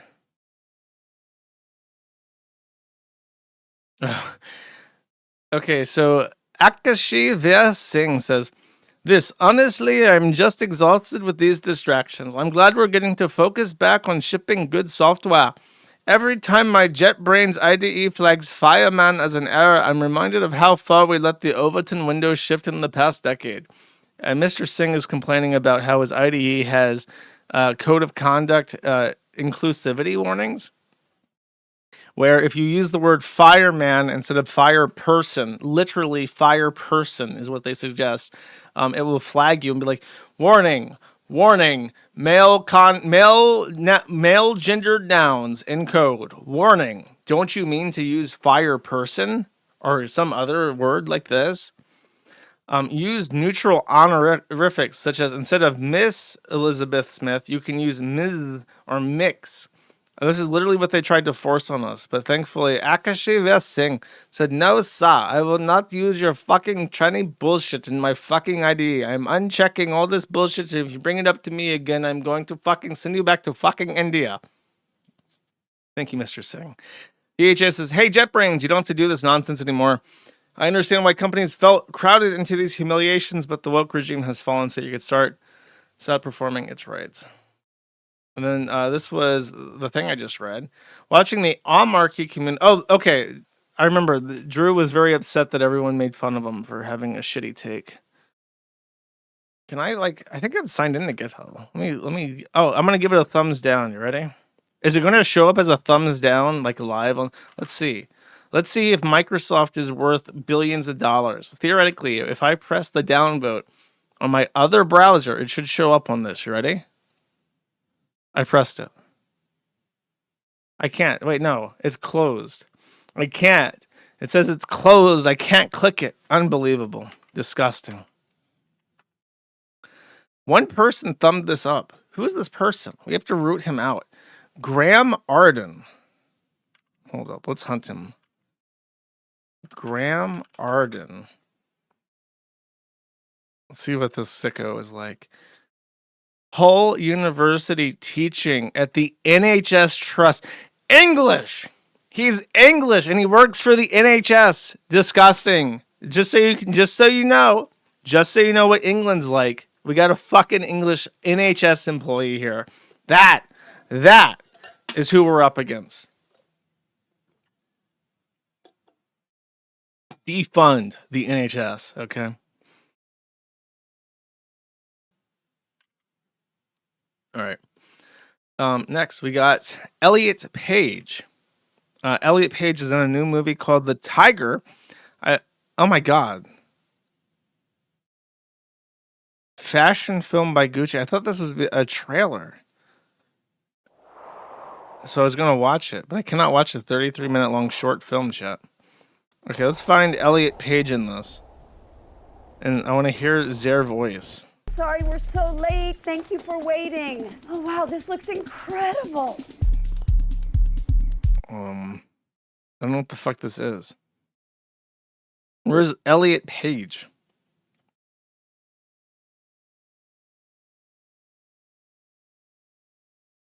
I don't see Elliot Page. Oh, there he is. How could I have skipped past that face? That's that manly face. It's just so manly that when I see it, I should have immediately known. Where the fuck is it? I just saw it. I'm never gonna see it again. Oh wait, is this it? You good? Oh jeez. You good? You good, little dude? You look. You look you look a foot shorter than me. Damn, you're really small for a guy. Has anyone told you that before? That you're real fucking short, bro? There you are. What happened to your earring? What do you mean? Oh no, my earring. Why is Klaus Schwab with Ghislaine Maxwell in this movie? What is Elliot Page doing to them? Did they not give him any lines? Did they not give her, Zare, any lines? Is it just that hallway scene where she gets mogged by a black woman? Why is he always Oh,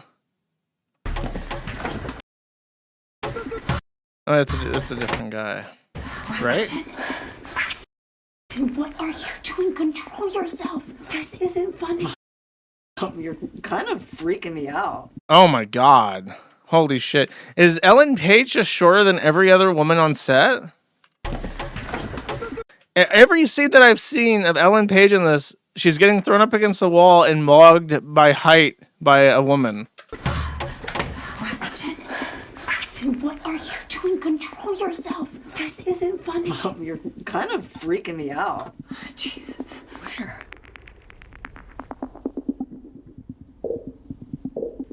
What? 5'1". Oh my god. What's happening? We got a 4'13" shoddy over here. Ralph Amale height. That's how we prove this. We need Ethan Ralph to heroically venture back to the United States and try to measure up with Ellen Page.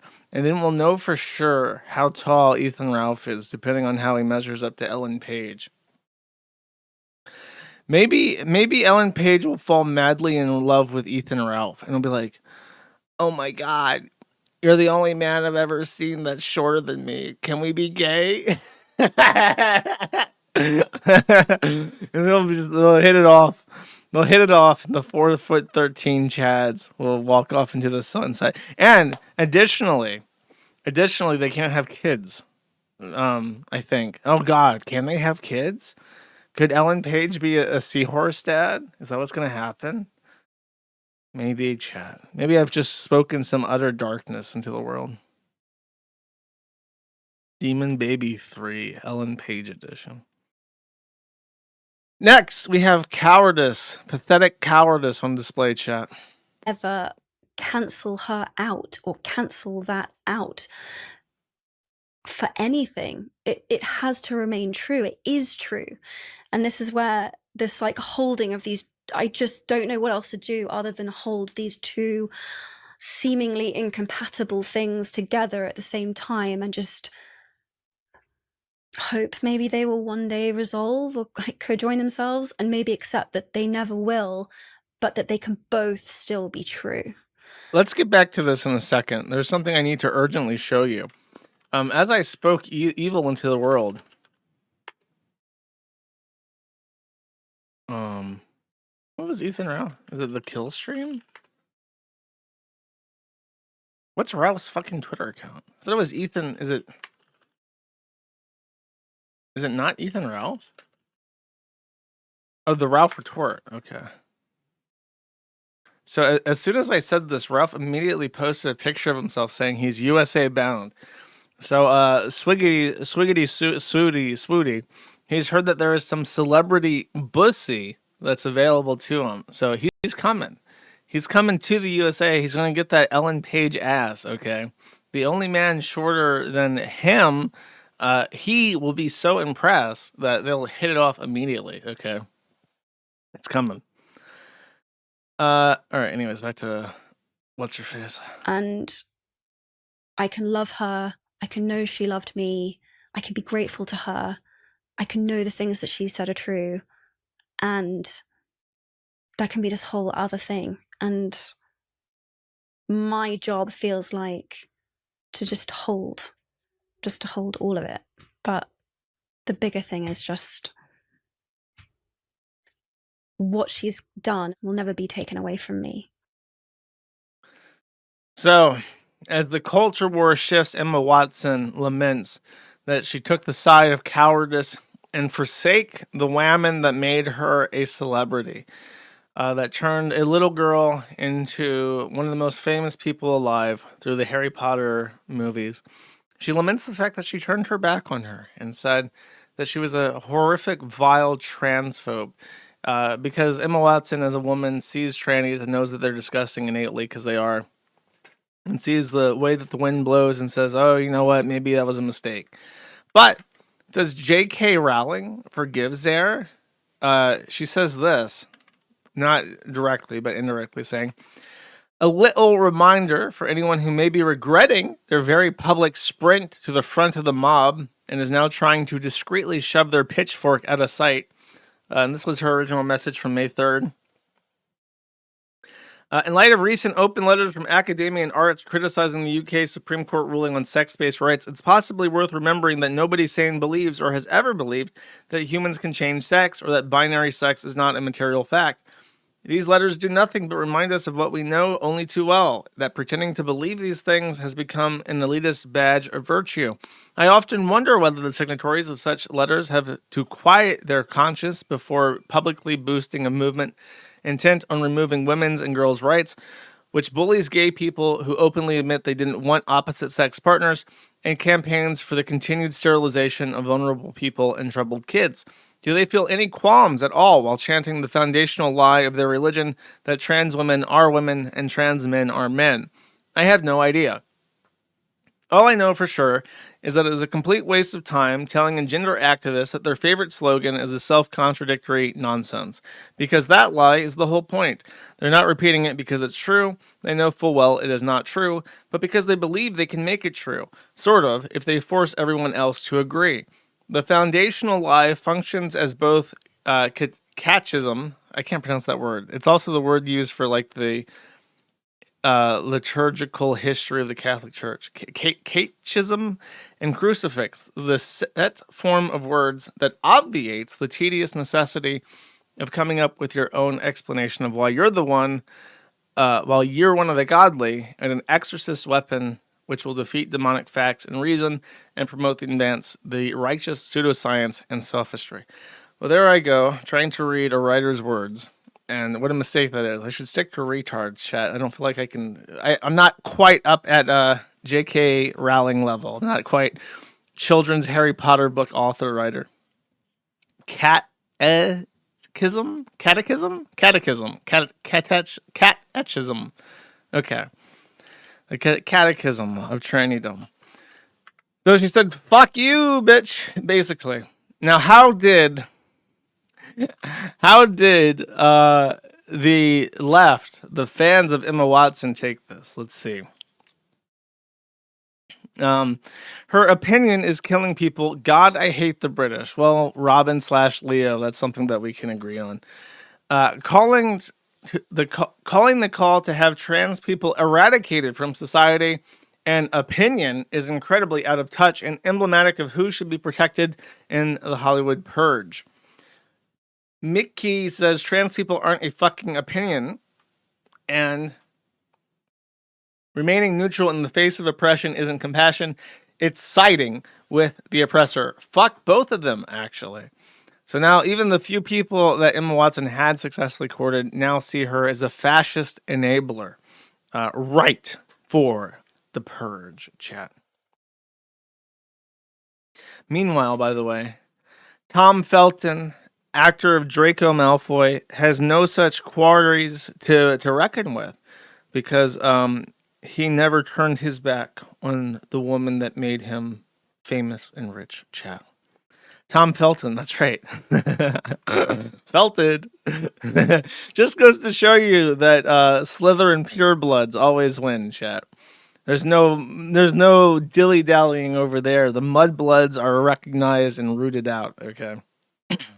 Caroline, he's like 40, and he's British. He never stood a chance, okay? Oh, I meant to look into this, and I never did. Was this from last stream? Did I forget this? Okay, no. So immediately after my last stream, a woman who's a part of the Sammyverse had her kids taken by the state of Arkansas, and the women in the Sammyverse thread were very, very happy about this. I think I asked for spoon feeding with this. No, cue up the confetti. I said no idea who any of these people are, so I can't comment. Did anyone sum this up for me? If not, I might just have to leave it there. There's no way I can. Oh, Voldemort also sided with her. Who, I saw him in a movie recently. Oh, it was that 28 Years Later movie. There's like it was driving me fucking crazy. Where it's just like, I know that guy's voice and his face. Who the fuck is that? And then it was the guy that is Voldemort's player or actor. It was in 28 Years Later. Which character? He's the doctor.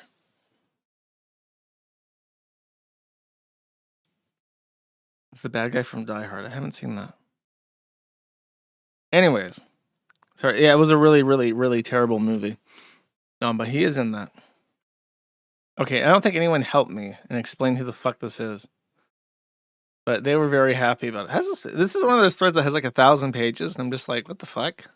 How'd this happen?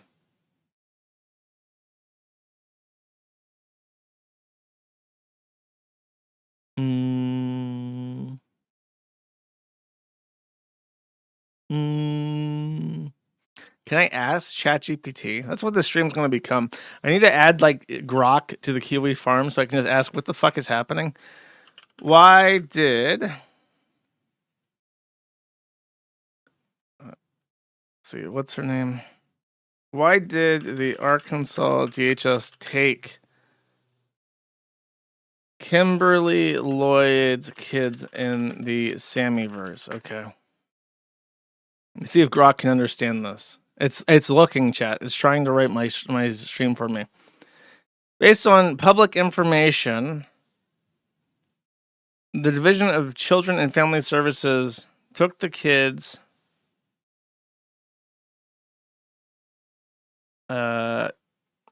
for medical neglect. A child had a high fever, and Lloyd intended to take them to the hospital. The fever broke before she could. She monitored the child at home. They received an anonymous tip alleging the child was in imminent danger. They conducted a raid at 2 a.m. and were removed immediately. Kimberly claimed that it was a no-knock raid, so like a no announcement that just broke in, like fuck police, put fucking hands up. Failure to protect, unable to house or supervise concerns. Okay. This contains her address. And it contains no information because it involves children. Okay, cool. Did she make a post about this? Oh, this is like old news too.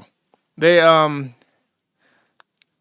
posted about this in August. I wish somebody, you know what's weird? They named one of their kids, and this is reason enough just to take the kids. They named one of the kids, I'm pretty sure, legally Zubu Mafu, which I'm like 90% certain is the name of a TV show about animals. It is. Zobu Mafu is a live action television that aired on PBS. So they named the kids after that TV show with the lemur. And I believe that is why I think that solved the mystery. That's why they took the kids, because they named that shit Zabu Mafu. Okay, that was my shit. My favorite TV show. I had never heard of this until this happened, because I remember looking up the name like, what the fuck? But apparently it's like a super old TV show. I guess everyone saw this on PBS except for me. Anyways. So, here we have a terrible, terrible evil person, chat.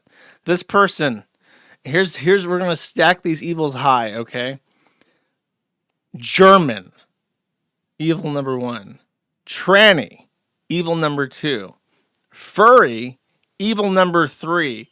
And to top this off, to make it the most evil person to ever live, a VTuber. Now, this person named Cheesy Hot Dog made a thread about this evil German tranny VTuber named nyaraVT, which alleged that Nyara on their Discord, had been openly advocating for decriminalizing child pornography and for having consensual sex with kids, which sounds pretty believable. All things considered, in the VTuber sticker sitting there. It wouldn't be the first time, I'll say that much.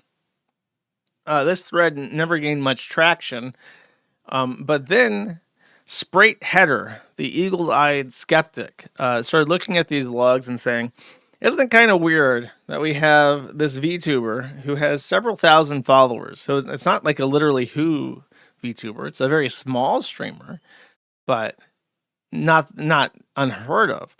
And there is no discussion about this cancellation, no discussion about him openly advocating for decriminalizing child pornography. Isn't that strange? And all we have to prove this are screenshots on the one platform that cannot be archived by an independent archiving tool.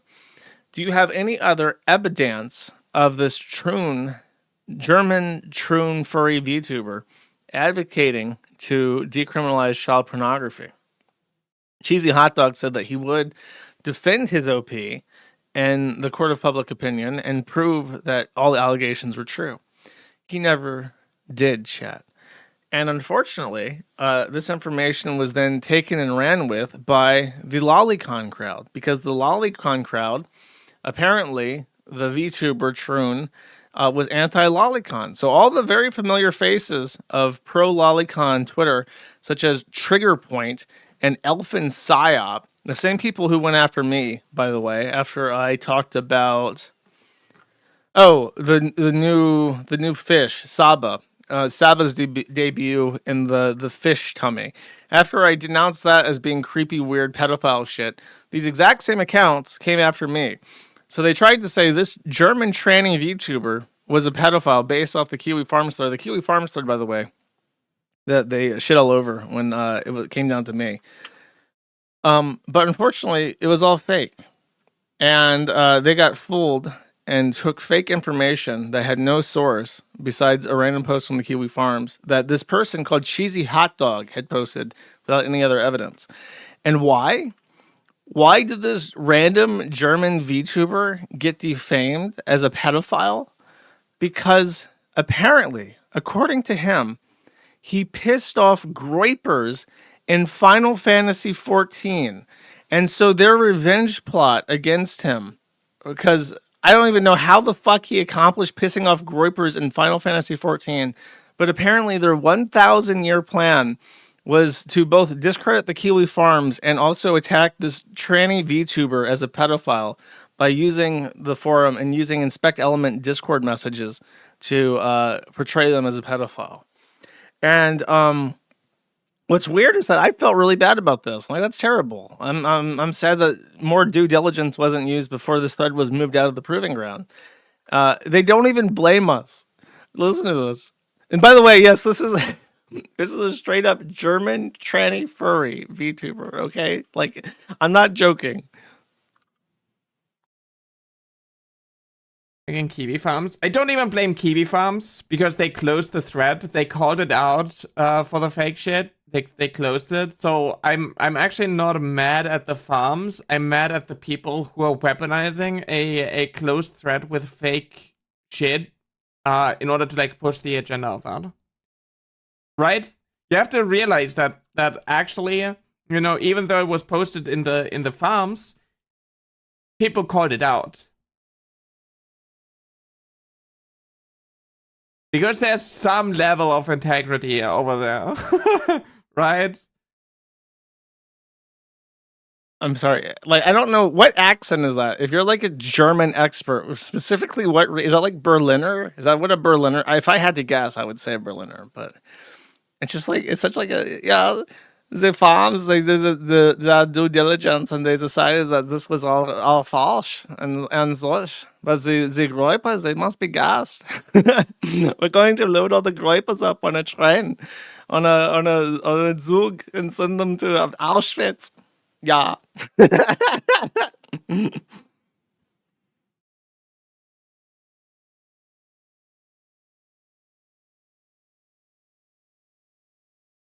Sorry, I got something stuck in my throat. Ugh. Trying to speak in German apparently lodges like a wooden splinter into my neck. It's not Bavarian, is it? No, that's definitely Berlin. Can I look this up? If I go to this guy's profile, is it this? nyaraVT. Where are we at? Where are we at, bro? Trans femme VTuber from Germany.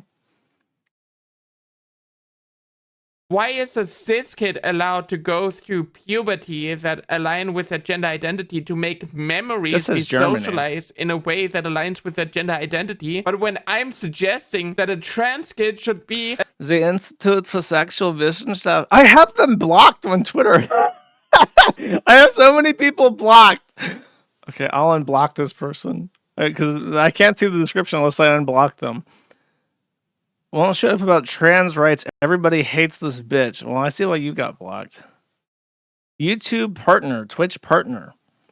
Winner of Ravenger's Biggest Bottom Award 25. Only whimpers a little when injecting myself. Certified brat. Clicker training chat since 2024. Licensed Dommy Mommy. Okay, let me just try from nyaraVT Berlin. No results. Let's try Bavaria. No results. München? What's the English way to say München? I forgot how to say that. Munich. No. No. There's one message from Nyaran that includes Munich in it and just says enjoy Munich. I bet you he's from Munich. Kaiser Slautern is what the thread says. A town in Germany in the Palatinate. There's a Japanese garden there. That's what is, it's in Rhineland-Palatinate. It's very close to the French border, apparently. I wouldn't have guessed that. Okay. I see. What is that? Cat now? Oh god. Oh god. I had his Twitch open and I just started playing a video of him meowing like a cat. It was terrifying. Okay. Why does it matter he's German? Because they're very different. Okay, look. Germany is a federal republic with 16 different federal lands, okay? And some of them are very different. And the southern Germans make fun of the northern Germans, and they both make fun of the Berliners. This is very important, and you have to make fun of them correctly, otherwise they won't be as upset as they could have been. You can't understand Bavarian. Well, that's because it's Arabic. All right. Next. What do we got here? What's this? Okay, so Chantal. Here's the news with Chantal. Here's the haps with her. So last stream I talked about how Chantal was kind of wishy-washy and doing this whole thing, didn't seem too upset, was trying to ask for $10,000 to move back to Canada, was teasing that there was like a divorce arc going, couldn't say that much. That's where we left off last time with Chantal. How have things progressed since, chat? Well, first of all, she still plans to go back to Canada. She is still begging for money. During this time, they were kind of on bad terms, Chantal and Salah. So Salah invited Chantal to go on a trip with him, with his family, because that is the courteous thing to do, right? Especially when you're married. Chantal says, no, I don't want to go with you on this trip because I am fat and sassy and don't feel like moving around all that much. So he left her behind with food. But, and this is incomprehensible to me, but this is crucial in the lore. The way that I think that this is, because I've lived behind this in Ukraine. Basically in Ukraine, all the buildings, all the blocks, they have little courtyards, and they're sort of like these street level, like every block in Ukraine, at least in Odessa, is like street level shops, and then housing above those. And the housing all faces inwards into a mutual courtyard that has one entrance that is gated. And if somebody wants to walk into your courtyard, they walk up and they press the button to your phone, and your phone rings. And if you press another button, the gate opens. And that's how that works. You can also pick up your phone, and your voice will be telecommed into the gate. So you can pick it up and be like, hello. And they'll say like, posta. And they'll be like, yeah, I do. And that's how I say, I'm coming. That's how I got by for a very long time in Odessa. Those are the very few words. And then, but you have to press the button to open it. Now, if you are not intellectually inquisitive at all, you may not know how to open this gate because it is like a system, right? Or you need some kind of code to open it. Either way, she never learned how to open this fucking gate. So she's in this house with food. Salah is gone, and there is a big scary gate that she doesn't understand how to open. I imagine it works kind of like that way, where you have to press a button. She just doesn't understand the system at all. She also doesn't understand Arabic. So after 2 days, a mere 2 days of Salah being out of the house, she begins to freak out because he calls in and says that he's going to spend another day with his family.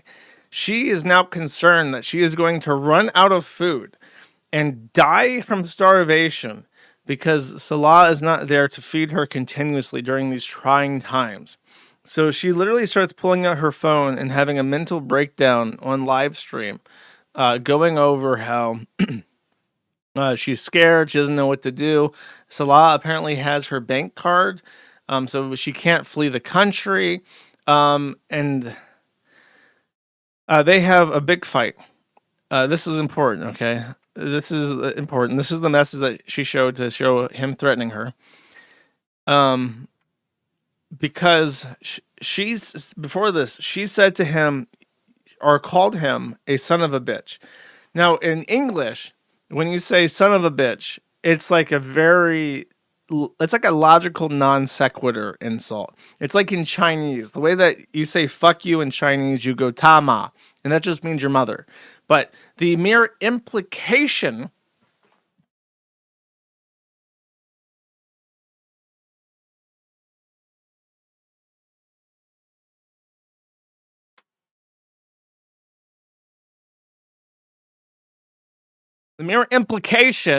that you're going to say something negative about somebody's mother is enough to really, really scare and piss people off. Okay. So, when you say son of a bitch in English, it means absolutely nothing. But when you say that to somebody who's Arabic, they get really pissed off. In particular, his mother is dead. So when she said son of a bitch, he took that as a direct insult against his mother, even though in English it doesn't really work that way. So he threatens her. This is the conversation that she showed to indicate that he threatened her. He says, if you ever go live in my house or you talk about me on my family, I will show you what you deserve. Last warning. She says, I'm not afraid of you, dipshit. And then he says, don't let me do things you never expected. So her immediate response to this is to go live from the house and start freaking out about how he's going to kill her. During the stream, she's still shit talking him. But she explains the son of a bitch thing happening. Okay. He has the bank card. Says that he lives off her financial support, so she can't be that useless.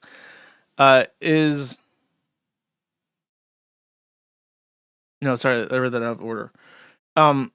He told her that his family, who expects him to have many kids because they're a Muslim family and they conquest by overpopulating the entire world, she can't have kids because she's had a total hysterectomy because she had uterine cancer, I think, because she is fat and being overweight causes uterine cancer.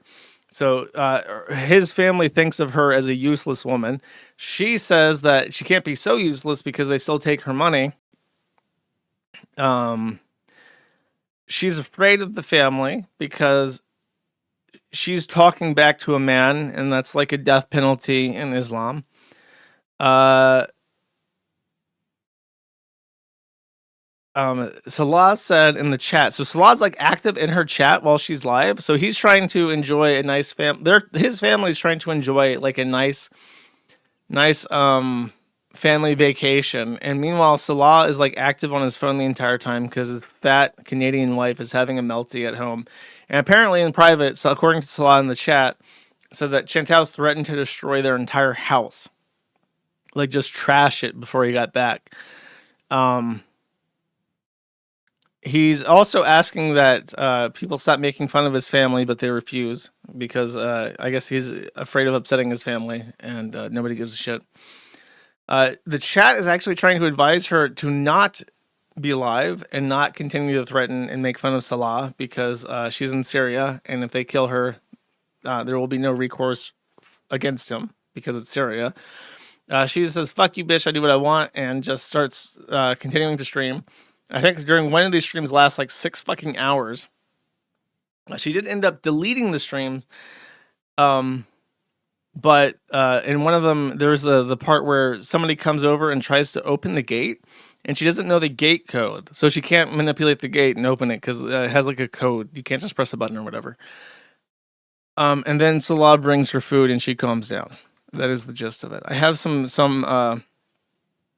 videos here that we can watch. You ready?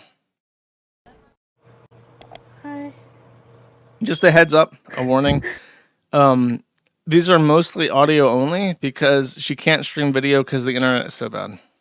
If anything happens to me, it was them. It was him, it was them. Okay.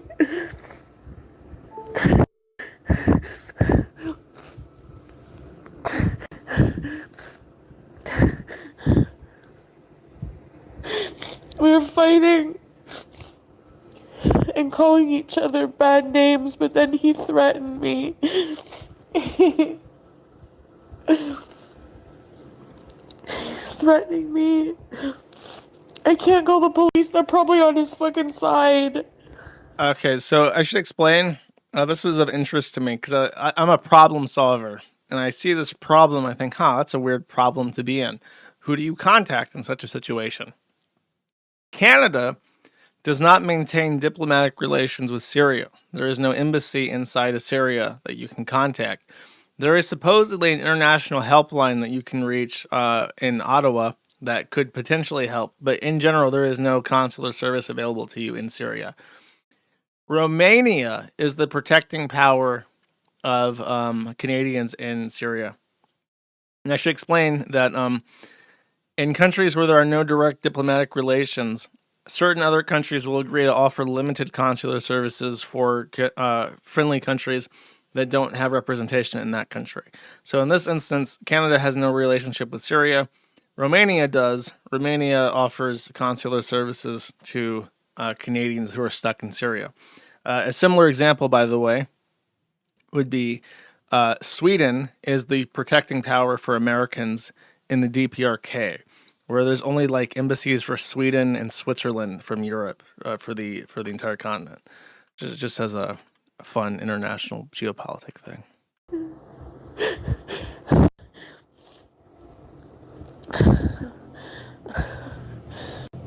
I'm gonna try to get out of here, but I can't leave right now. I don't have my bank card.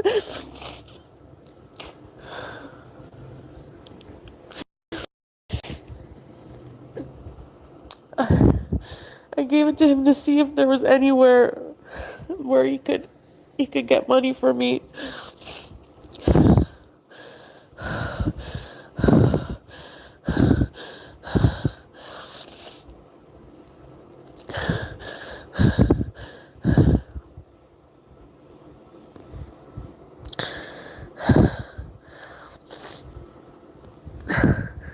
So if anything happens, it was them.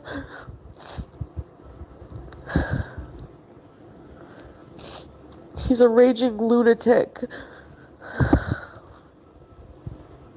There's no embassy here. I'm totally fucked.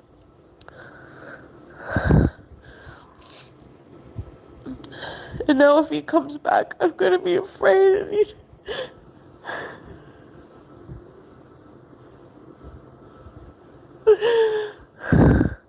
Luckily, he diffused the situation by returning with KFG, which is their fried chicken place nearby. And that's not a joke. There's a KFG. It's called KFG, and it sells fried chicken. And she went there like every single day to eat fried chicken. I had to talk back to him. I can't let him treat me like shit.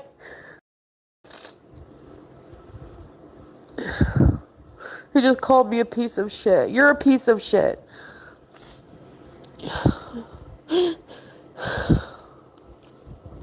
I will show you when I come. See, more threats, so you know. You know.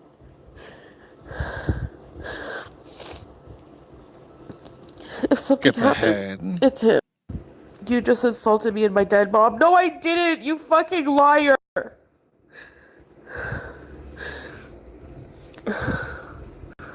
You're a liar. Do you want me to show all of the messages? All I did was insult you. And I said I would break your whole house because you threatened to friggin' hurt me physically.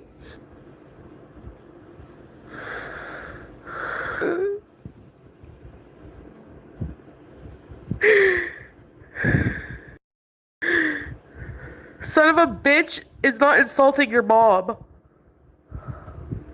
There you see what happens when you marry somebody from outside of your culture who has absolutely no concept of what your people are like and actually just hates you in your fucking country.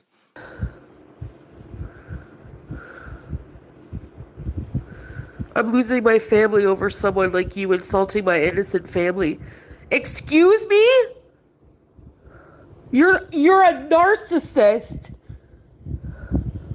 Oh my god. You said your family hated you because you're with me and I can't have kids. Do you think I give a shit what they think? After they insult me and you let them insult your wife? They have a problem with me, but they have no problem when we send them my money, right? Right?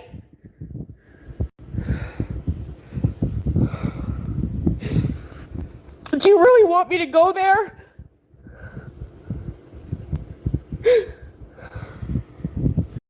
Oh my god, this one post. Hold up. Please. Oh, it's another white hijabi.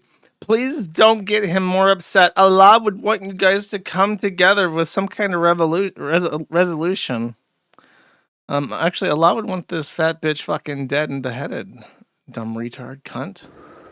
Okay, so Allah says, you're such a joke to make all this drama up, and the fools will only believe you because they didn't know me. All the conversation about and who started and how bad you threatened to destroy my house and talk shit. Oh, I'm such a joke, eh? Do you want me to show all the messages and who's worse? I called you names, you called me names. You took it a level up and threatened me physically, so I said, oh, I'll break your house. And then you threatened me even more. Continue to threaten my life. So, don't even go there. You said you would.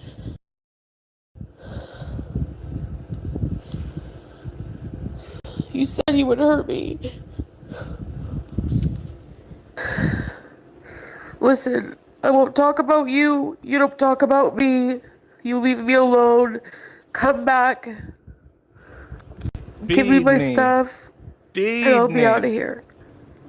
Since Syria, our relationship has been so toxic. Just lately.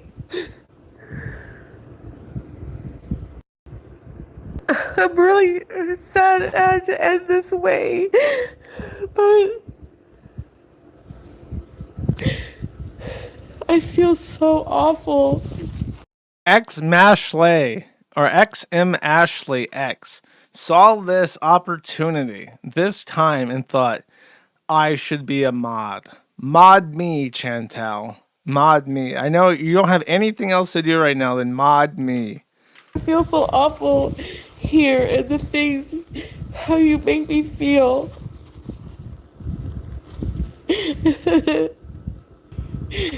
And you didn't even ask me if I wanted to go.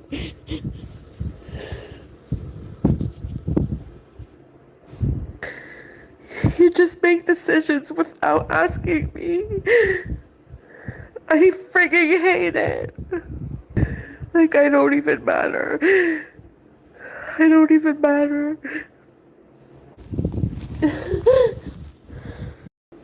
It's kind of shitty to be salty that your husband is going out with his family, you know, to be honest with you. I never threatened you ever. I called you names because you hurt me a lot. And I'm not in my right mind, and you left me here. And now, typical narcissistic behavior, you blame the whole thing on me like you always do.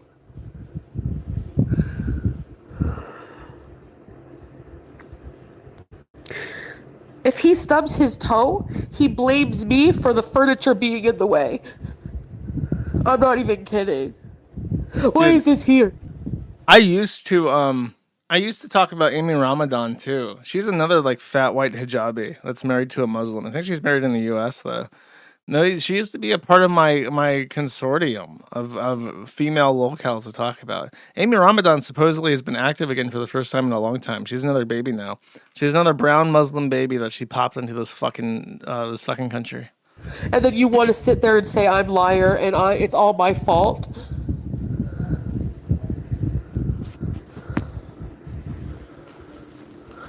Just stop it.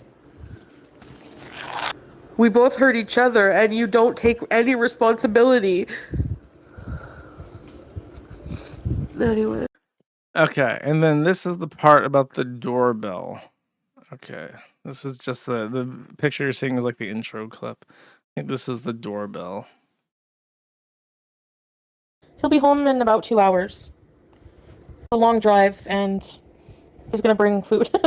Well, we're getting along now, yeah, but no, I'm not excusing the threatening, but I was like insulting him so bad, and which is a huge no-no in this culture, and I'm not excusing it, but I'm just explaining, you know? So it's just, we're moving on. We're gonna be civil until I leave. I'm gonna zip it, yeah. I'm gonna try to be calm. I don't know, like, I think knowing that he's coming back and like, I felt super paranoid. I felt really just weird. Because we've never, like the entire 3 years we were together, we never fought like that, ever. I know after what I said yesterday, like it's my fault maybe if people think of him that way and like are afraid for me, I get it. But I think I'll be okay. Like I will be okay. As long as I just keep my cool and just, you know, he's not a saint, but he's not a bad guy. Like he's not. He's never hurt me. You know, he's never done anything to hurt me. And his family too have always been nice. I'm just really, you know, insecure about not fitting in the culture, like, you know, and what some of them have said and stuff like that. But I'm just going to be on my best behavior, inshallah, till I can leave here. Inshallah. It's going to... No, he's never done that unknown. I know that's not normal. I'm not excusing it, you know, but I was really nasty to him. Someone asked, in case you are not familiar, back in the day, Chantal was not a Muslim. And she was very fat. And she would do lots of weird shit like that, the intro picture. Back in the day, back when she was funnier. Okay, this is the doorbell. Funny that way. He didn't come right out and say, I'm going to kill you. He just said, you know, better watch your mouth or else, you know, kind of thing. But women here don't talk like that ever. So it was probably shocking to him. The doorbell is like a Muslim prayer and not like a ring. Oh, there it is. Okay, the Muslim prayer is just the thing that's just ambiance in Syria, apparently. Maybe it's back? Maybe it's that sounds like Sasa. I'm not answering the door. I don't speak Arabic. Ding dong. I think everyone is here. It's not him. He's going to be home in an hour and a half. So maybe a neighbor. His aunt came over early to try and talk to her, but she refused to answer the door. I don't know how to say who is it.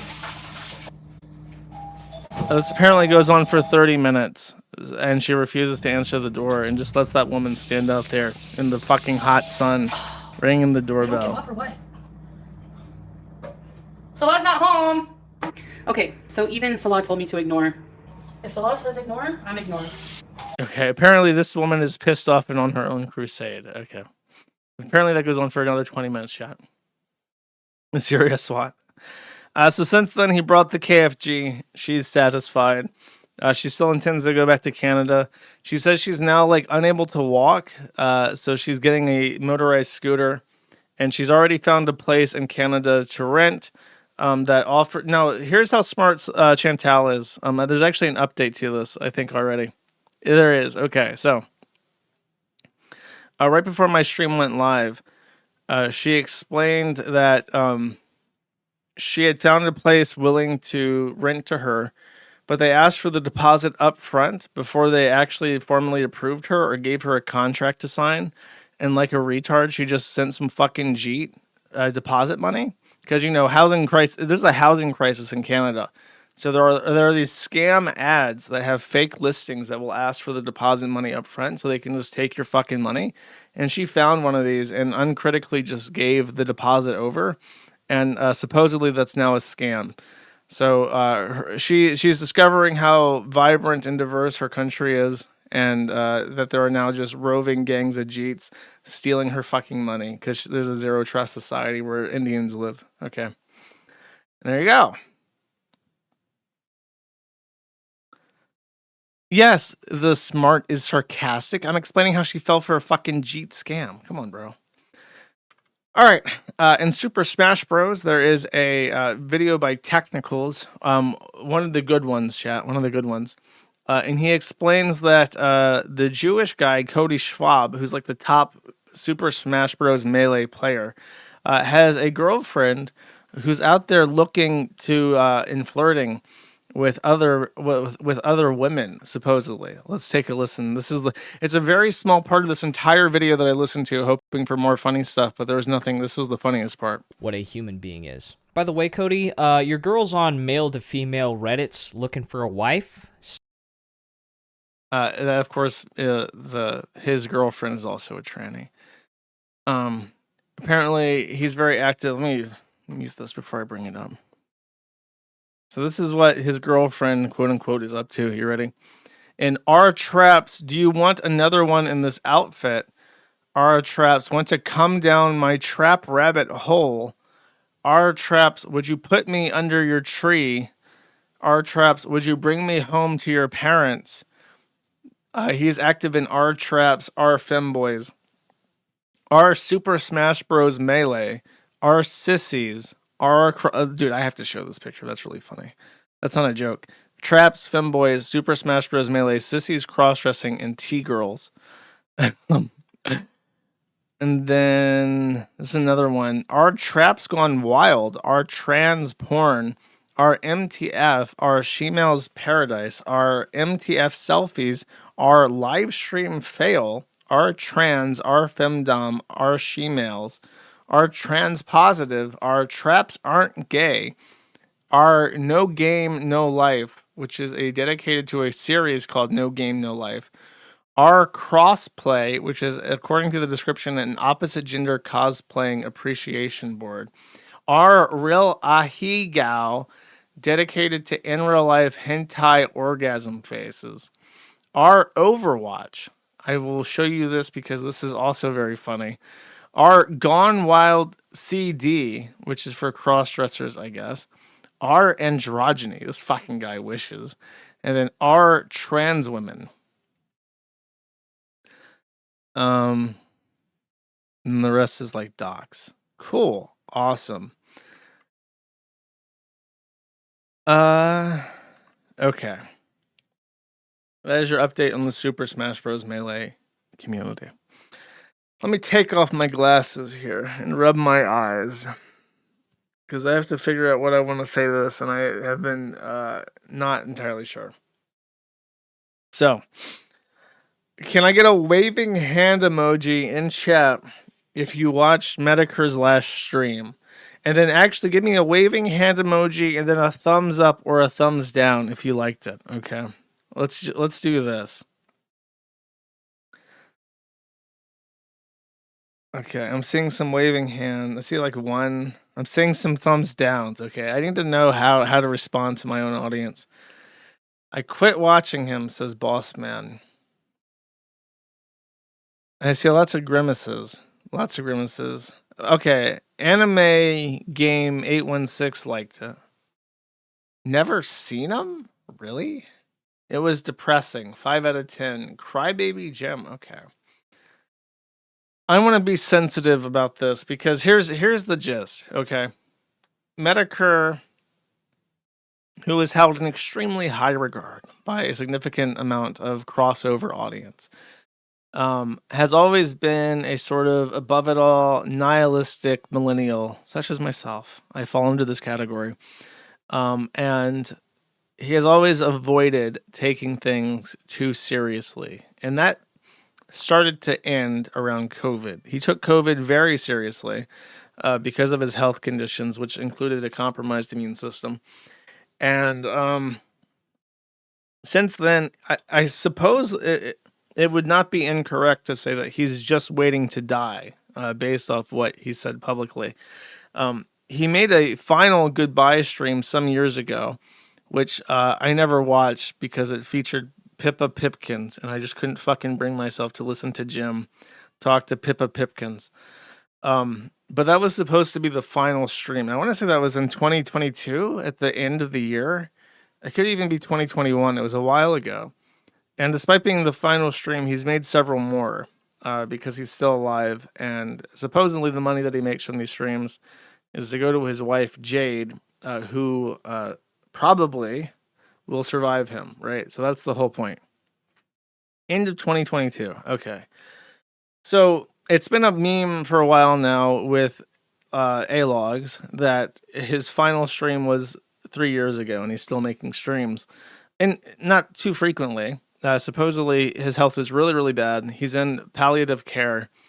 And that might explain some of the content in the last stream where he says unironically and without exaggeration, that Charlie Kirk's death helped him find Christ, which is a very unexpected statement coming from a above it all nihilistic millennial, to say the least.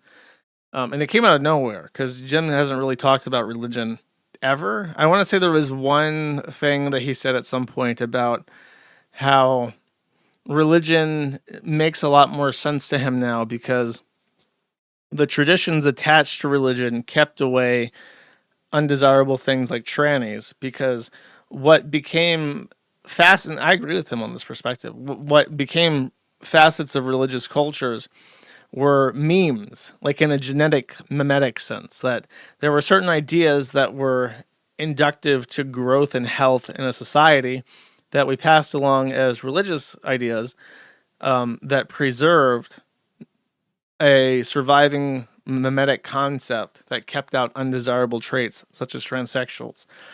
And hopefully that makes sense. It's kind of a mouthful to explain that idea. And but outside of that, there wasn't ever really any kind of come to Jesus moment with Metokur.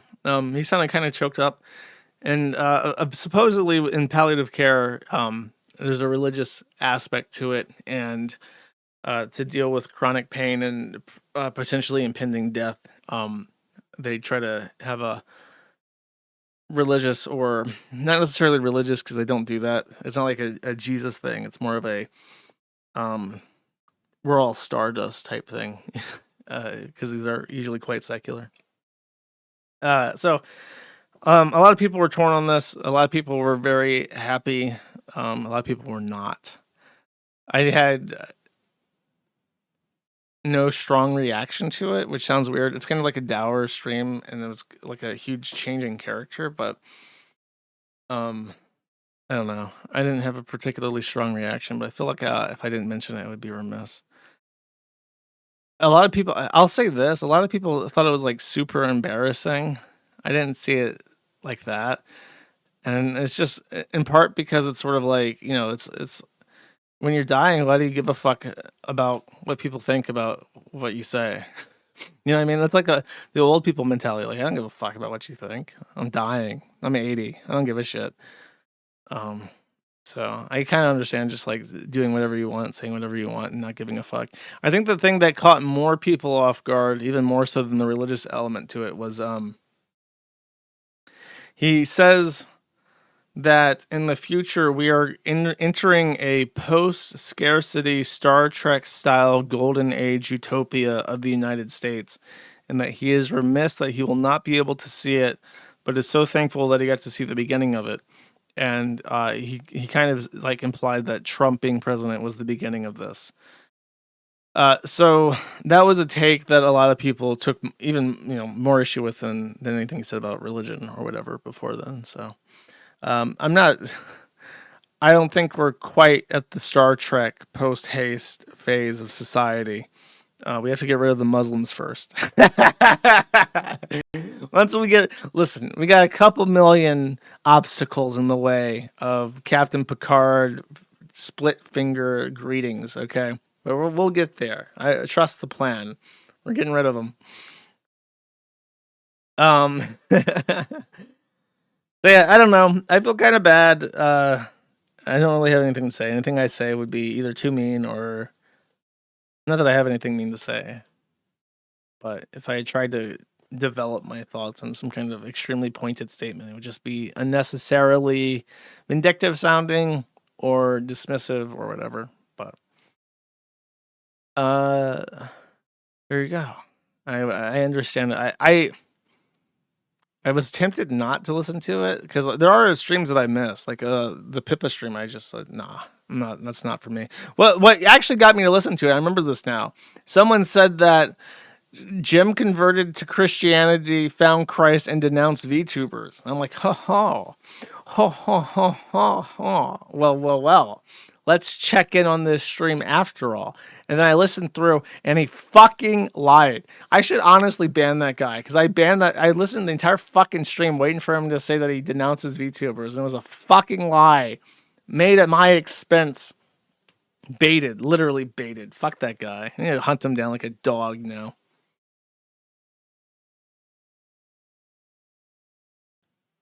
All right. King Cobra's celebration of life happened, I believe, on Sunday. And speaking of somber things, apparently it was quite good. It was a recorded PowerPoint presentation going over Cobes' life. A lot of people found it very sentimental. I think the main takeaway that people had from it was that Clint, his father, was not a bad father. That's always been kind of a contentious opinion in like the Cobes community, especially outside of the Kiwi farms, I think, is that a lot of people like to say that Clint was at fault. Clint is a loser. And he's not very sympathetic because he's like a libtard, right? So I think after the celebration of life stream, a lot of people came away with a much higher level of appreciation for Clint, despite his political differences from them.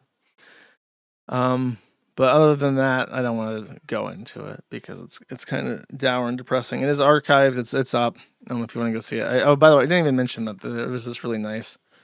I think this was meant for me to put on the screen as like a Cobes ham. It is very cute. I did not put up a Cobes ham, but I figured I would show it off. Anyways, here you go. Very cute drawing.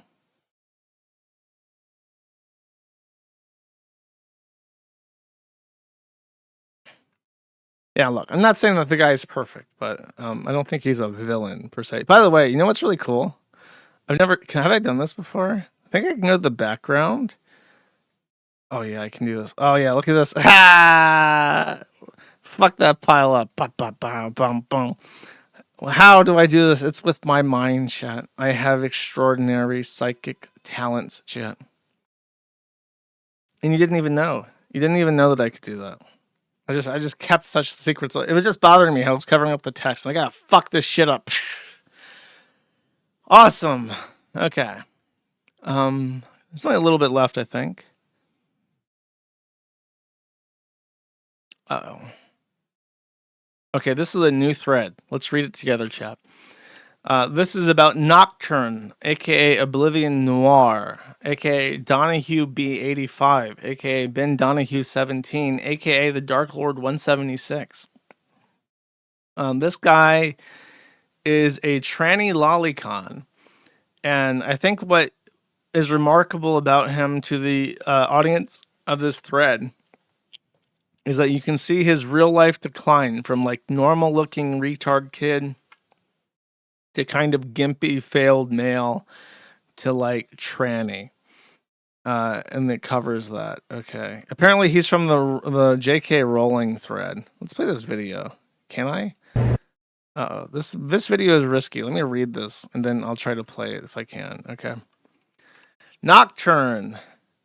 At Nocturne System, so I guess he's a DID. Violinist, ex-guitarist, music lover, Hollow Live addict. Chat. All you Hollow Live fans out there. These are, when you're there and you're super chatting your Oshi, your favorite Hollow Live Oshi, just know this guy's in the audience super chatting his Hollow Live Oshi with you, okay? Psychology enthusiasts, knives and plushies, autistic, ADHD, narcissistic personality disorder, Asperger personality disorder, DID system, frequent freaky kink talk, trans femme girl, she, her, English and Japanese at an N2 level. Lists of known Rosalind kinks, extreme sadism, torture, domination, guro, heart, necrophilia, but only if it's in good condition, ciscon, especially as big cis, twins, blood, feet, armpits, piss, including incontinence or someone getting pissed on, lowly, CNC non-con as dom. So he wants to rape, sweat and smell, fanatical obsession, parentheses, yanderis, and fancy gloves. Well, that's a nice little list. Rape, piss, children, and gloves, chat. And self-cessed. He says he's kissed mirrors and jacked off to himself with no shame. That's just called autogenophilia, you fucking tranny. Step 1, wake up. Step 2, yearn for the gentle embrace of a cute little sister who's smaller than me and looks me in the eyes and wonder like a child does to its mother until she throws her arms around me in a big hug and I can stroke her hair and give her so much precious love and little kisses, and I'm going insane. I need it. Siblings Day. I want to marry my little sister. I want to have little sister sex. I want to love and cherish my little sis like a mother. I want to. And then he says, to me, incest is way more than just sister fucking hot. It's a desire for a very particular type of social closeness my soul constantly aches for, even if she's very annoying. Hanging out, talking with your sibling on summer vacation, watching the days go by, innocence of youth with a feminine presence. So here he is. If you're a Cannibal Corpse fan, this guy's in your mosh pit. Shadow of... I don't know what that is. He's outside. He found some trees. Look at my trees, he says. You can see his hair growing out. Uh-oh. Make them suffer. He's got a cat. Oh, he shaved his hair. What is that? Oh, it's like a music mixing thing, right? Death, Attack on Titan in the background there. And with his dog. And this is him post True Now, I guess. Okay, let's see this video. Let me scan through this video, make sure I can post this.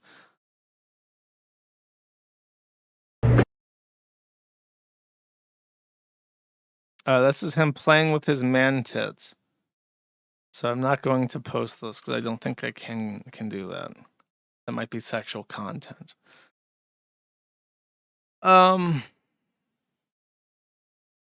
He was into Pokemon and Zelda. He became fascinated by RWBY and Clash Royale. 2018, he was interested in death metal and started getting Trump Derangement System. He liked to play Fire Emblem Heroes. In 2019, he began watching anime. One of which, okay, anime people, listen up. You get to know if you're getting called out here. You ready? Toradora and K-On! I've never even heard of Toradora, so I feel bad for all the Toradora people out there. Let's see. In February 2019, he continues to learn guitar. And he starts liking anime porn, including anime porn of K-On! He starts getting anxiety in 2019. In April, he begins getting interested in Persona 5. He also gets a job at Steak and Shake. He missed prom night because he was an incel. In May, he's closing out of high school. He received an award for academic excellence. He has anxiety, and he's posting more creepy anime shit. In June, he's out of high school. He watches anime continuously without any obligations left in life. Okay, up anime picture here. Let's check it out and see what's going on here. See what if your interests align. Okay. Pull this up real quick so I can name and shame this shit. June, all anime. Literally, that's it. Okay. He read the manga for Madoka. Sorry, that was covered up by the sword. I don't know why the letter is below the subject, because I don't know what an Adoka Magica is. But he apparently... I don't know if this is a DVD. It looks like a book, because the spine is on the other side. I think that this is in a manga of Adoka Magica. Okay. And then he has a tier maker of girls. So, of course, it's all lolicon up at the top. I can thankfully say that except for Explosion Girl and the character from K-On!, I don't recognize any of these people. I recognize the girl in front of the yellow background because there's a homophobic edit where she's dancing and it spews facts about gay HIV rates and how being gay is worse than smoking if you're gay. I have watched Madoka. a girl asked me to watch fucking the Madoka Magica movie with her. And I like that. My favorite character from that was Space Cat. I like Space Cat a lot. I thought he was an interesting design. But the ending of that movie was absolute fucking trash. In case you don't know how Madoka Magica ends, I'm gonna spoil it for you. The main girl tries to distort time so that she can save her lesbian friend, and then it's really sad. And then Space Cat is like, for 15 minutes, Space Cat says, "Good job, little girl. Your anime sacrifice was so big that it actually changed the laws of physics, and now there aren't monsters in the universe anymore. But it's going to reset everything. She'll be alive because of your sacrifice, but you won't know each other." How tragic and very tripe of me to do that. But I'm Space Cat, and I can do whatever the fuck I want. And that's spoiler. That's the ending of Madoka Magica, the movie. What was my favorite scene? I don't remember any other scenes besides that. I like Space Cat though. Next. Okay, let me hide this in case there's weird anime shit. I'm gonna call it every single anime that I see in this, and I'm gonna to epically fucking own everybody. Okay, look, I don't know what the fuck. If you like Monster, you're on this guy. You're a true and like this guy. If you watch Bloom Into You, and you like actually picked up this fucking thing with that cover, it's already too late. You're already a tranny. It's fucking over for you. He starts collecting figurines around this time. This is September 2019. His room is becoming a dungeon for hot gluing anime figurines, apparently. These are like $100 fucking vinyl Funko Pops. They're literally just Funko Pops, but in anime girl format that people buy and spend $100 on. You know it's true. You know it's fucking true.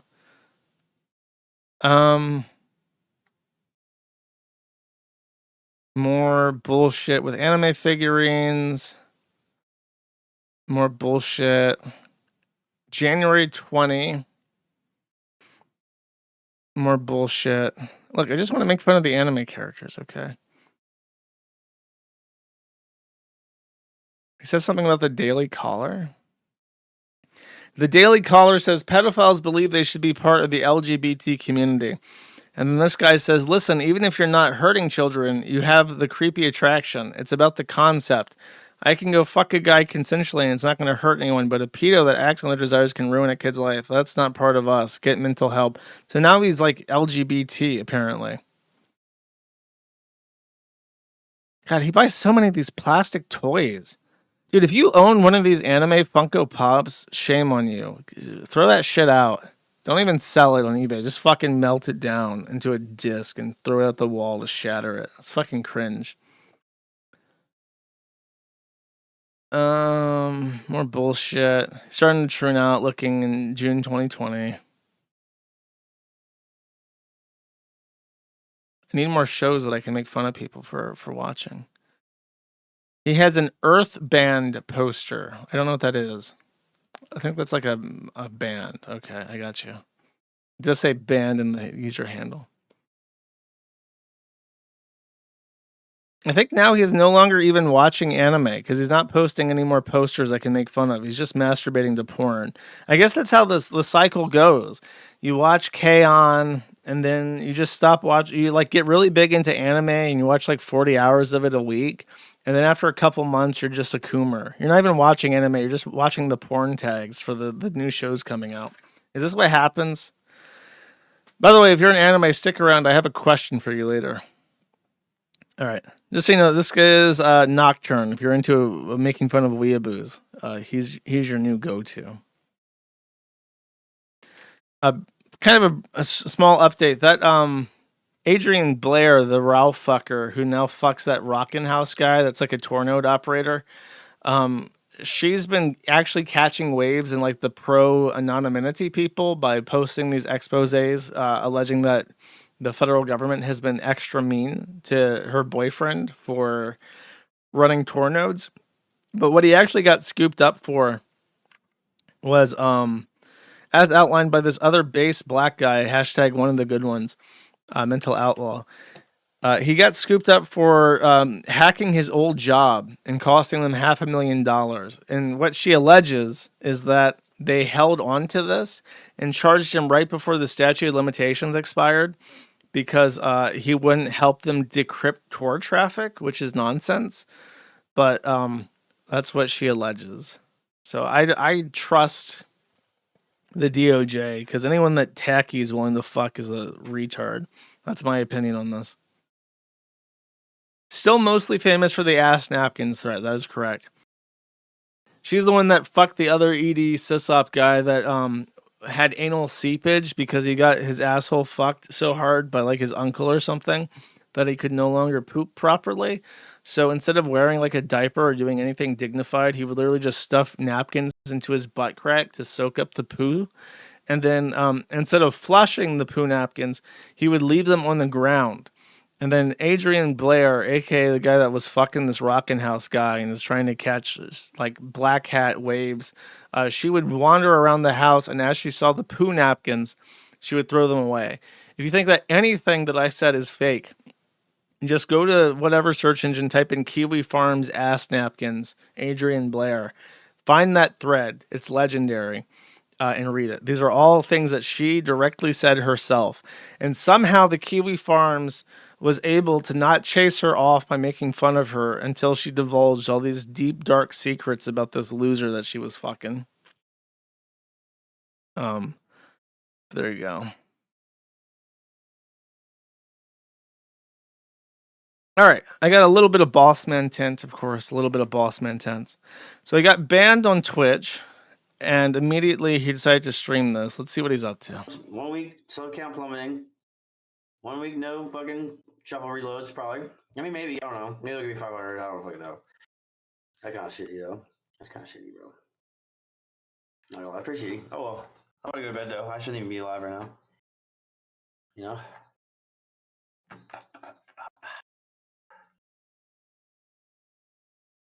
I'm gonna get off, guys. Yeah, I'm gonna go to bed. That's, I don't worry about it. I'm not tripping. I like Discord streams. They're cool. They're cool, man. I like Discord streams. They're cool. You know what I'm saying? They're cool, man. I think without exception, without exaggeration, that Bossman Jack is probably the #1 streamer on Discord. He streams to like 2,000 people entirely in a private Discord channel. I think there might be... I don't think OnlyFans girls get the kind of live viewership that Bossman Jack does gambling at 2 o'clock in the morning. This is him attempting to picklock his own house, I think. All right, here we go. This door is locked. He can't get inside his house, so he decides to try and break into it. Let's see if he man. Fuck. Oh, shit. How is it not working, bro? You just push down or you go up with a credit card? You go up or down? You go down, right? Down, right? Pretty sure? Or like just in the middle? Up? You sure? Really? Okay, let's start fucking up then. Oh, it's not doing shit, dude. Oh, it's not doing shit. Apparently, he's been doing methamphetamine again, which apparently makes you want to break into your own house. And that is your boss man update. Again, he's supposed to be on like 8 different kinds of probation or parole, or like some combination of probation and parole and deferred sentencing and so on and so forth. But they've just like completely given up on him, and they don't test him anymore, and they don't give a shit. So that seems to be where he's at. That's where the state of Virginia is at. Okay. Get a lockpicking set. I'll remind you that he is a crackhead, okay? He smokes meth. He's not buying a $12 picklock set. He's not buying the covert instruments lockpicking lawyer credit card thing and learning how to shimmy locks, okay? It's not happening. He smokes meth, all right? He's currently banned on Twitch, and that might impact his Gamba Sesh money, which is a tragedy to all mankind. God let him walk. That's right. He took Charlie Kirk, but he left behind Boss Man. That's how it goes sometimes. Works in mysterious ways. All right. Here's some Reddit content from Sneeds. Our teachers. Students don't respect me because I am trans. I'm a first-year teacher of grade 6 math. I generally am really enjoying the experience, but it is overwhelming and intense, and I feel like there's a million things I am doing wrong. One of the biggest issues right now with my class in the middle of the day, it's a large class, 25 students in a tiny room, and they are consistently loud and difficult to control. I have multiple students complaining that they aren't able to learn, and I've even had some students transfer out. Today, I had an honest conversation with my class about why they feel it's so difficult to focus in my classroom. To give them credit, they were quite transparent. We don't like you or respect you, and our parents don't like you or respect you. I asked why that was, especially since I hadn't met the parents they were talking about. They said, in so many words, it is because you are a tranny. One of them said, if a dog wore human clothes, we wouldn't call it a human. They complain that I don't pass, that I am a distraction, and they don't have to respect me because of that. Now, I want to clarify this is not all students, hashtag not all students. It's just really my core troublemakers. But these individuals seem to feel they have free license to be rude and disruptive in my class because their parents have shown them that that is okay. And I can't call the parents as a consequence because clearly they won't do anything. Does anyone have any advice? The issue is not that my feelings are hurt, it's that other students are unable to learn. Transfer them out. I mean, if all the other kids don't give a shit, just transfer the ones that are causing issues. If they don't like you, transfer them to a different classroom and bring back the ones that do give a shit, right? Seems like simple problem to me, Mr. Math Teacher guy. This I've seen before. Was this because they've had this stage for several years, and every single time. Oh no, is this just reflection on this? They think that this is like an Odin sigil from like Nordic runes or something. The Turning Point US CPAC, the CPAC stage. You can't really, if you make any kind of arbitrary geometric shape, you're gonna find some kind of Nazi icon that looks a lot like that, I guess. But that's an archaotic good, I guess. I don't know what the fuck that means. From you, Bjorn Stangfinger. Okay. Leftovers H3, which I think is the new H3 Snark Ribbit. Have you heard about the Kino Casino? So Ethan Klein has promoted a show called Kino Casino and their coverage of him and Ian. However, the Kino Casino seems to be a far-right show. We might have a new strategy vector. Has anyone heard about the show? And if so, are the rumors of it being far-right hate show true? Space Ghost Nerve says, yeah, one of the hosts used to be nicknamed Andy Race Worski, and I don't know about the other fat sack of shit, but he's openly racist and also balding. NTR Man, so a literal tranny femboy anime avatar Reddit user with the name Cuckold Man says, wait, I remember Andy hosting tons of very far right and neo-Nazis on his podcast. And of course, he's familiar with mid-2010s far-right podcast because he's Cuckold Anime Man, who is now an anti-Ethan Klein liberal A-log. All right. Deleted says, yeah, they're absolutely far-right. It's run by two guys, Andy Worski and Pay, who both have been doing stuff online for way too long to get into, but they're definitely far-right. I didn't know he was promoting them. I guess he's just masked off about promoting anyone who is vaguely supportive of him, regardless of who they are. Oddspring476 says, probably a coincidence but a rich Zionist actually helps finance that show. Gabe Hoffman is his name. I bribe my BF says, wait, which rich Zionists are financing Nazis? Wouldn't be the first time. They're on to him. The Gabe Hoffman trail is very deep, chat. And NTR Man is on the case. Okay. I should remind everybody that if you can't figure out locals, the Gumroad is available. manattheinternet.gumroad.com. I do cheese reviews, and I have very nice charcuterie boards with cheese spreads that I'll put a lot of effort into, chat. Over the weekend, I have some extra content I'll go over as part of the pre-super chat segment, okay?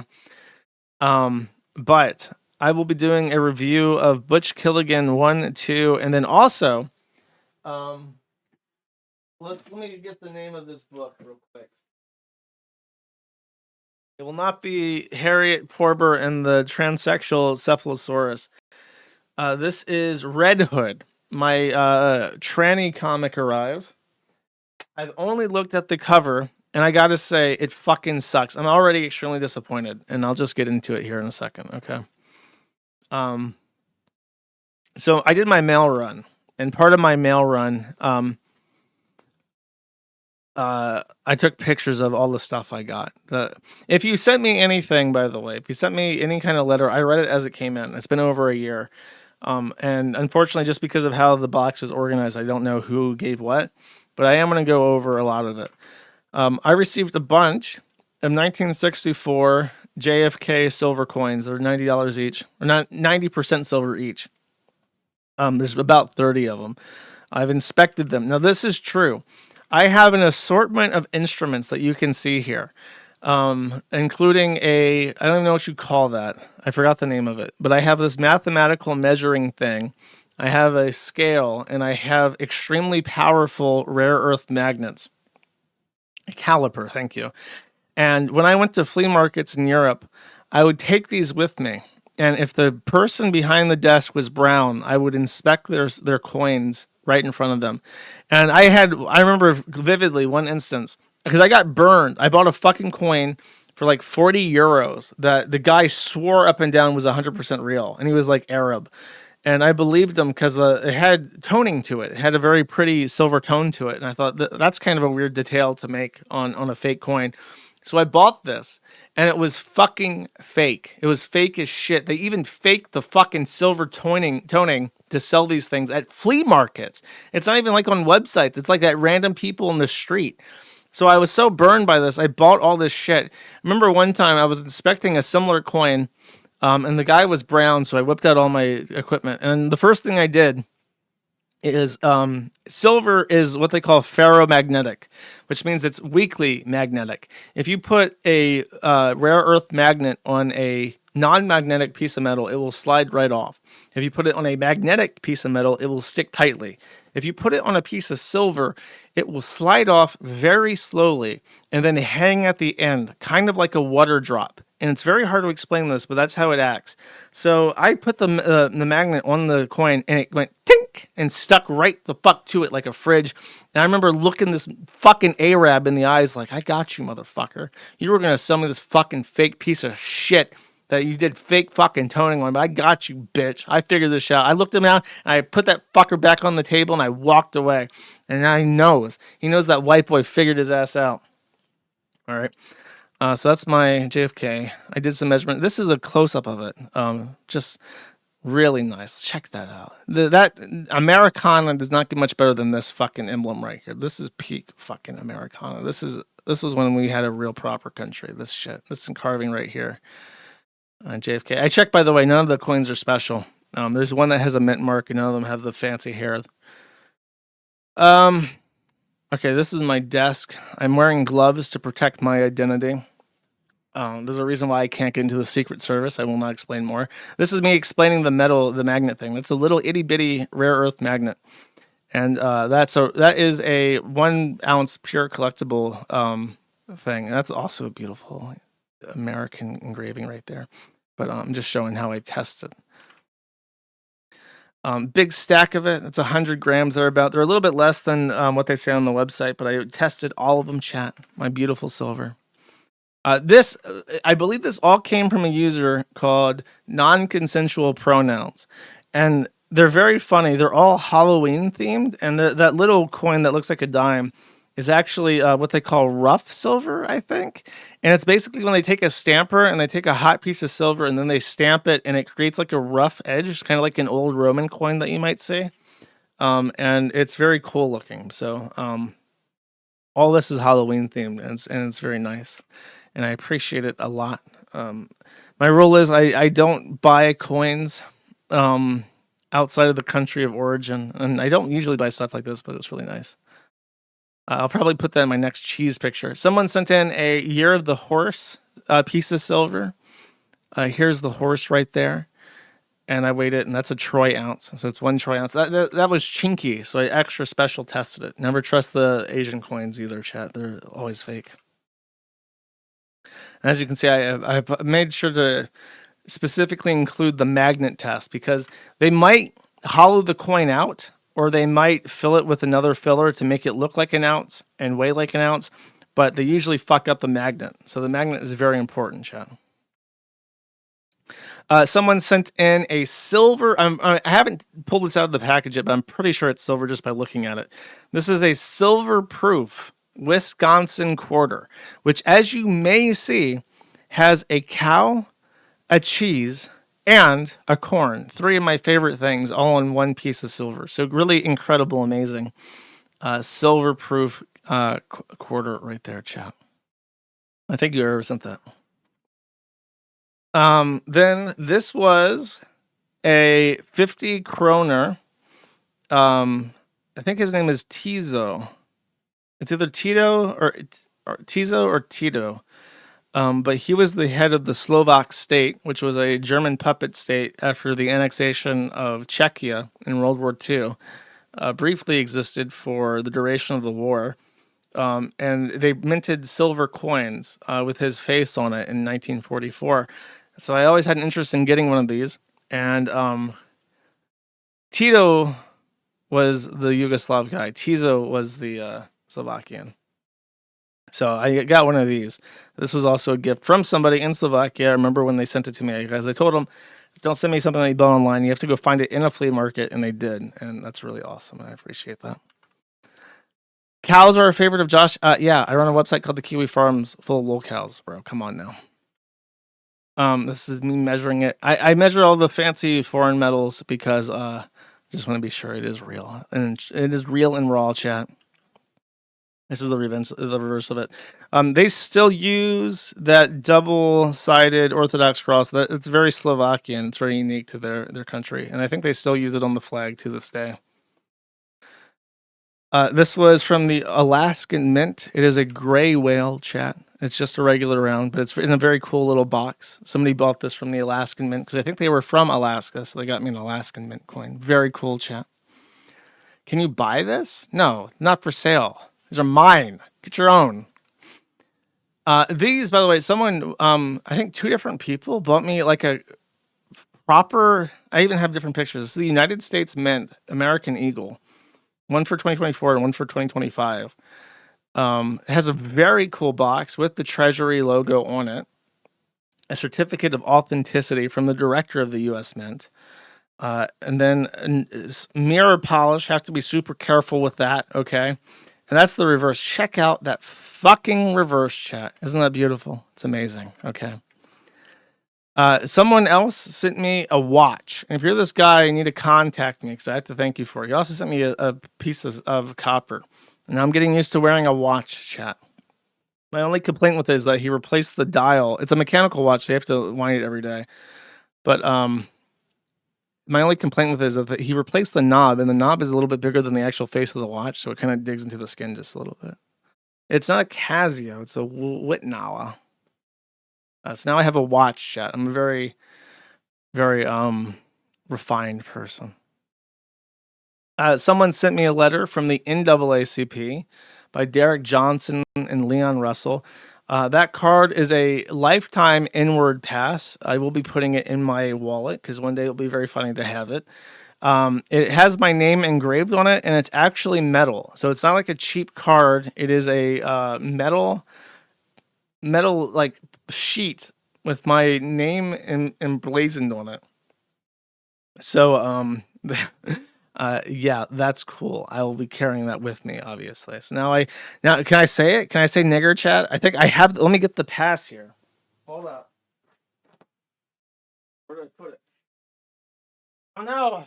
Have I lost it? Or no, I put it back by the silver. Okay, I see. Here we go. Hear the metal, chat? It's the metal, so you know it's real. You know it's real. What if I tap the JFK coin with the metal thing? Okay. Oh yeah. There you go. You hear that fine silver hit by the inward pass, chat. Okay. Nice. Nice. Next. I got 3 bottles of Ricky's hot sauce. Regular hot sauce, jalapeno sauce, and habanero sauce. So at some point, I'm going to have to go to Buffalo Wild Wings and get like a giant box of unseasoned chicken wings, and then one with the regular hot sauce, and compare the Ricky's hot sauce to each of the Billy Mitchell sauces and see which one's best. Very cool. This has been sitting in a box somewhere for a long time, so hopefully it's still good. This is the picture of Harriet Porber that I read just a small excerpt from, just in case it was cursed. Okay. Someone invited me to their wedding. I would not show you. I can't show you the picture. I can't go because number one, it already happened. Number two, it was in California. I'm not going to California. They looked normal. The lady was Mexican, I believe. But he is in California, so that's basically your options. Is a Mexican that makes good tamales or like an insane liberal woman. So he picked the Mexican, colonized. Instead of showing you the actual invitation, I'll show you, or the photo they sent me. This was the message. He says, I spent 20 minutes on our first date explaining Kiwi Farms to her and she didn't leave, so I guess she's the one. Never ask a racist the color of his wife. Congratulations. Happy to help. Hopefully your genes are strong enough to bleach the fucking native devil in her. Good luck with that. Then, okay, I have like 6 things of Butch Killigan now. I have 3 copies of book 1 with a special cover, and then 2 of book 2. And they each came with like collectible cards, and then like this poster in the background, or these like postcards. I'm not joking. I have 5 Butch Killigans, so I should probably read one for the stream. And then it came with posters. One from Iconic Comics is the publisher. This one's pretty cool. The thing with like the tentacles in the back, that's pretty cool. The one in here, that might have to go in the burn pile. That's a little bit too anime for me. Okay, I don't approve of that. That might be going in the burn pile with the Harriet Porter book, unfortunately.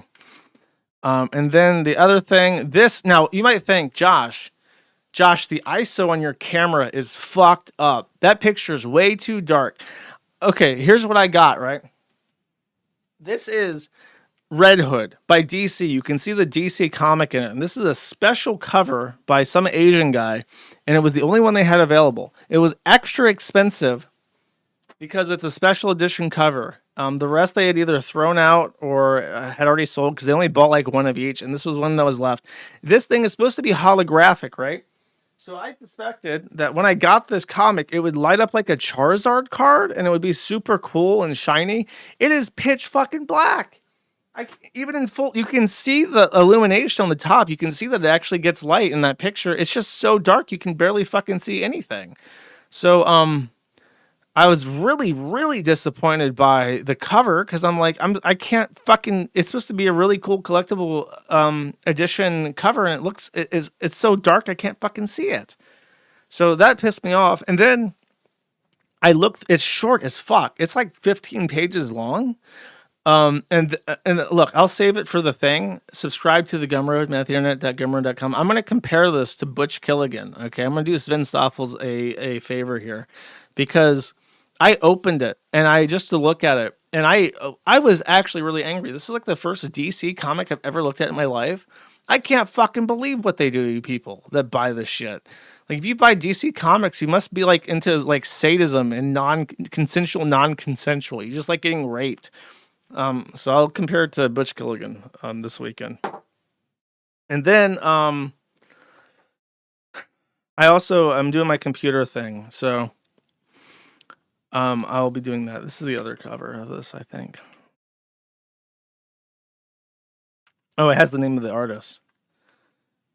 Issue 1. You can't even see it, by Felker Martin. And then it's the variant cover by Kuyong Im. I don't even know if he's to blame for this shit ass cover or if it's like the printer did him wrong, but it's like dark as shit. You can't like, no fucking idea how it's so fucking dark. But that's it. That's the mail haul with Josh. Okay, I will now begin the Superberry segment properly. Do not send me stuff to that PO box that you expect me to get, because if I'm not expecting it, the orders are to throw it out. Do not ever send me electronics. They will be destroyed. Okay.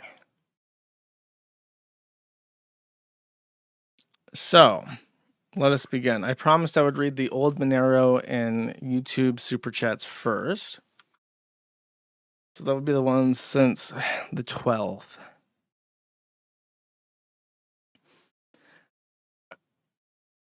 All right. Fentard for 2 says, I mean, the left has literally been saying for years that they will get rid of fence centers or centrists because silence ends violence and not picking a side against pure evil that is the right is wrong. Also, far left thinks centrist equals left, center left. Fentard for 2 also says, and before the Kirk thing was some accelerationist group like the New Zealand shooter, but more gay, just to cause a spiral. I mean, that seems to be true because apparently he had friends.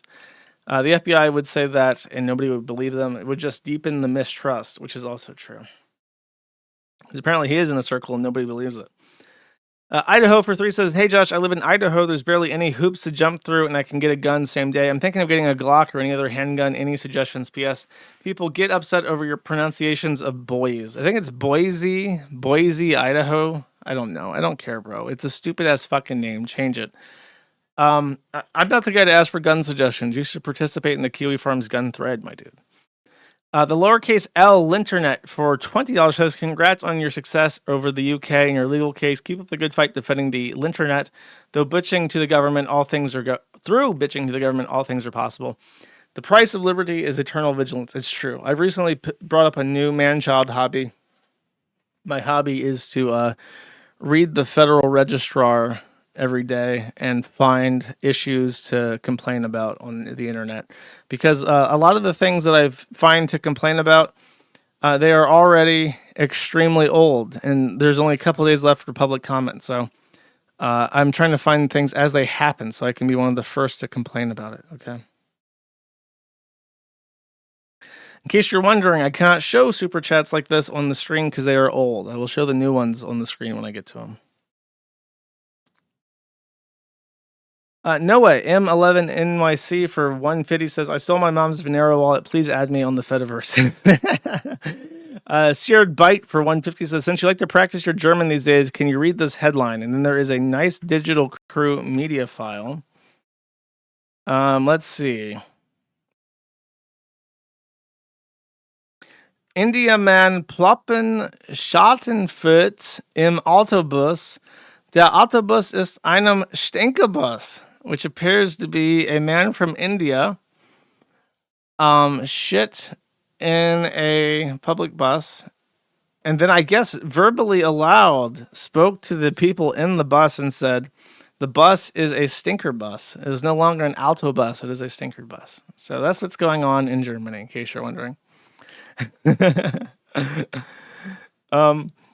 By the way, I think that's Dutch, because I don't think the Germans refer to the bus as the Alto bus, but that might be Dutch. I'm not entirely sure. Kurt Eichenwald, anime masturbator for 10 says, glorious Kiwi Emperor, attention, Hollow Knight Silk Song has a bathhouse peeping scene, which is an anime thing. I am very happy to inform you that Australians goon to anime and also want to fuck insects. That is all. I knew about the anime and the insects.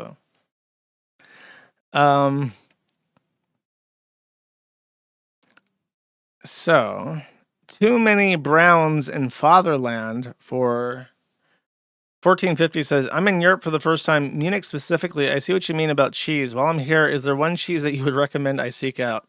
Try Limburger. Can't go wrong with that. Or try blue cheese from France. Otherwise, no, just enjoy your cheap, high quality cheese. Let's see. I should stop at the. Sorry, I'm trying to figure out where Alfred's is where I stop reading these. Ian Washburn for 5 says, Josh, I highly recommend the game Cultic for spooky season. High quality boomer shooter, 2 full single player campaigns, only $20. Also Odyssey. And then there's a link to Zyzern's Odyssey.com video for the Niggy Song 4, which I will pass on. But if you have a game recommendation, post it at the internet with your explanation, because I will be playing some games in October. I'll be trying to stream a lot in October because it is my month. George Zen, Mean Bean Machine for 150 says, Dear Josh, I regret to inform you that charliesmurders.com and charliekirkdata.org, the 2 most popular websites for phone booking celebrities of Charlie Kirk's death, are down and have been for 5 days. Could you host something similar? I'm not hosting shit. I'll be happy to help them, but I'm not hosting I'm not fucking touching that, bro. Look, I'm old, okay? I can't do that shit anymore. I will help in any way I can, but I am not hosting a political murderer doxing website. All right. Sorry, I hate to disappoint. I'm in my 30s now. Okay. All right. Then the YouTube ones from last week, and then we're back in current timeline. Danino for 2 says he's very late and gay. Whoa, buddy. Tell me about it. Jane and John Doe for £5 sterling says the Great Flushing as the title suggestion in regards to the H-1B visa, which has already been walked back by fucking Trump. So I have to encourage that motherfucker put his fucking effort in. Ziggo0 for 2 says money. Have a great weekend. Thank you. Komodo 45 for 5 Australian says do more collaborative streams with H, the casino null, you slobbering mutt dog thing creature. But if I do that, the Discord servers ran by Brian Dunn will be very angry at me, and people will spam mean things at me on my own forum. I don't know if I can do that. Masiko Y for 5 says Jim Tressel announced he's running for governor. Ohio may be saved from Vivek after all. Going to try and canvass for him and put up flyers. He announced he's not running for governor, sir. I am sorry that you got that wrong, but you're very wrong on that. Danino for 2 says Blow Blacks has put a pink bow on his zitter name. Disgusting. Nikito for 10 says nice overlay, my nazy. Thank you very much. I appreciate it. I'm sorry that your bullets did not spawn when you posted this. BD for 5 says, Josh, not everyone in big tech is after your ass. Things are slowly changing because you have people that like you in certain places. I think someone sent me an email along these lines or a message on Twitter. Yeah, I know. But it'll be a long time before Neil Mahan is ripped out like an aborted baby and thrown away like an aborted baby. Sneedcat for 5 says, my first time actually catching Maddie live in a long time. Thank you, dear Juice. You're welcome. Thanks for watching on last Saturday. BD for 2 says, where'd all the videos on Kick go? I delete them routinely. Deadbeat Husband for €2 says, best wishes from Calcutta. Thank you very much. Appreciate it. Koya Dante for $20 says, I visited family recently and met someone they're renting a room to and didn't ask. I swear it was a trans-identifying female, 5'4", stupid tattoos, voice squeaky as a grass whistle. Sounds like a fucking troon to me, bro. Just saying. TF Low for 10 says, give me the ability to buy copious amounts of Maddie shirts. We are demanding swag. There's still some shirts left on the site, I think. But thank you.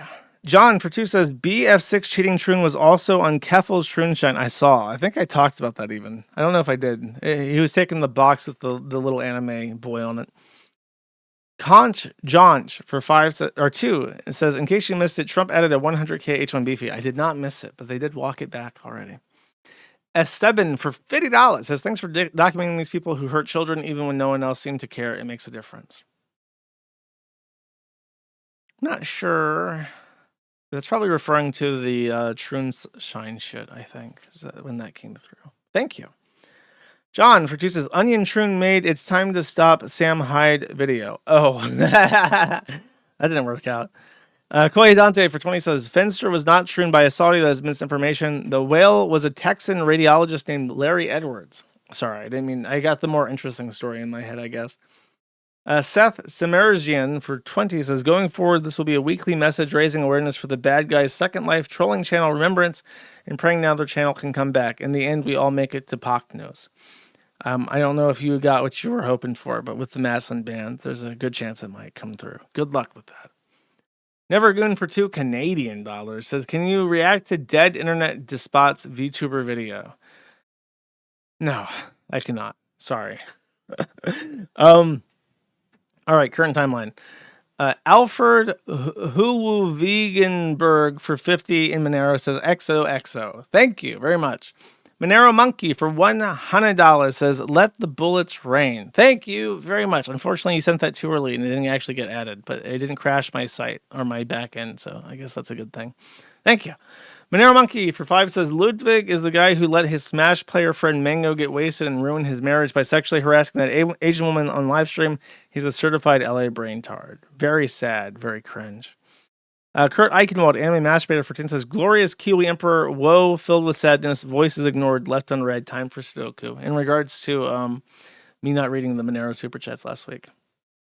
Captain Young Thug for 2 says, hardy R neighbors.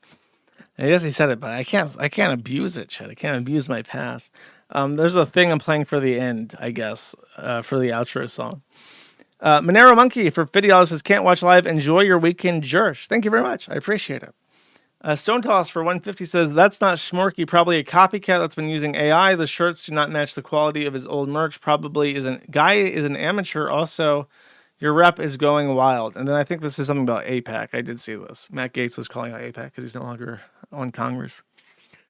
Someone for 150 says, everything I want to do is illegal is a book full of stories about how bureaucrats prevent local food while protecting the big producers, from being told to wash clean eggs to Jeets not washing their hands at the big processing plants. Worth a read.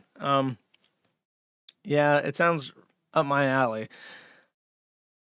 Is that why we have to wait? Do we have to? Okay, if you ever go to Europe, one of the first things you'll notice in any grocery store is that the eggs are not refrigerated.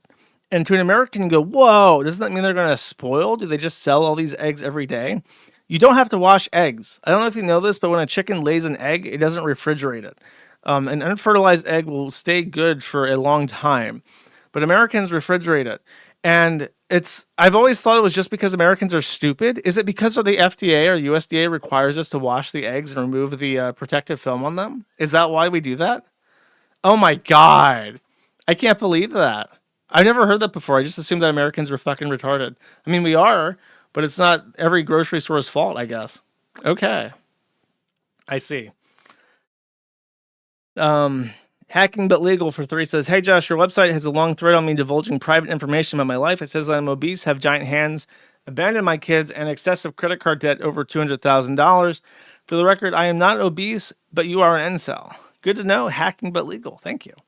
The lowercase L Litternet for 6 says, rip Charlie, formerly Chuck. Thank you. My mom loves Tylenol for 3. Says, not a big E-Celeb fan, but I always look forward to your reporting on the news each week. It's refreshing hearing things not run through the MSN narrative filter. You're like the millennial version of Alec Jones, only less retarded. There are many ways to interpret that, but I'll interpret that very positively. Thank you. I appreciate it. Doug S. for 3 says, Wittenauer watches are great. Congrats. The dude just started your journey into mechanical watches. They're great because it's one of the few buy-it-for-life items that a man can have these days. We need to return to cars without screens and real watches. I agree. We have to get rid. I hate seeing a fucking TV screen in my car. I was always told that distracted driving was bad, but now they just put media centers in your console. Too Many Browns in the Fatherland for 15 says, your cheese advice was too late. I'm back in the U.S. and I'm doomed to only eat cheddar now. Tell me about it, man. Tell me about it. You're going to have to end up with a $100 a month cheese subscription. Thank you. About Tree Fitty for 5 says, hey Josh, this is my boyfriend's account, but today's his B-day, so I wanted to surprise him and say, happy birthday, prick, LOL, surprise. Well, there you go, about Tree Fitty. Just like, how Steak on YouTube, his subscribers steal their mom's credit cards to buy super chats. Your girlfriend apparently steals your credit card to buy your gift for you. Happy birthday. Rudolph Boykin for 5 says, by the time you read this, I'll be returning from picking up my infant son from daycare. What wisdom would you like to impart on his subconscious? Be selfish. There's too much of an emphasis on being courteous to everybody. You should actually be selfish and only take care of other people when your needs are met. Peen Wienerstein for 5 says, delinquent and homosexual. Not very. I did warn you. David Lammy for 1 says, come to England. No. Citrus Addict for 1 says, please don't go to England. Yes. The Horse Beater for 1 says, ferocious Sneed. I agree. The Bugs for 1 says, nigga, he is not going to England. Bish. True. Oh my God, Kawaii Angel for 20 says, hi Noel, buy yourself a nice delicious with Hawaiian pizza with extra cheese with this. Have a date next week. Wish me luck, dear feeder. Well, good luck. Just don't eat a Hawaiian pizza on the date because she will leave you. Thank you. Murdoch Chan for 5 says, bullet for the bullet pile. Actually, that will get you 10, I think. Thank you. Zion Hunter for 530 says, hello Josh, I used to be your Janny many moons ago. I'm glad to see you are back. It's true. You were a moderator on the Discord and the YouTube way back when. Thank you. TB Deluxe for 10 says, Josh wakes up to the stream on time, 142 Florida IQ. Okay, let's see.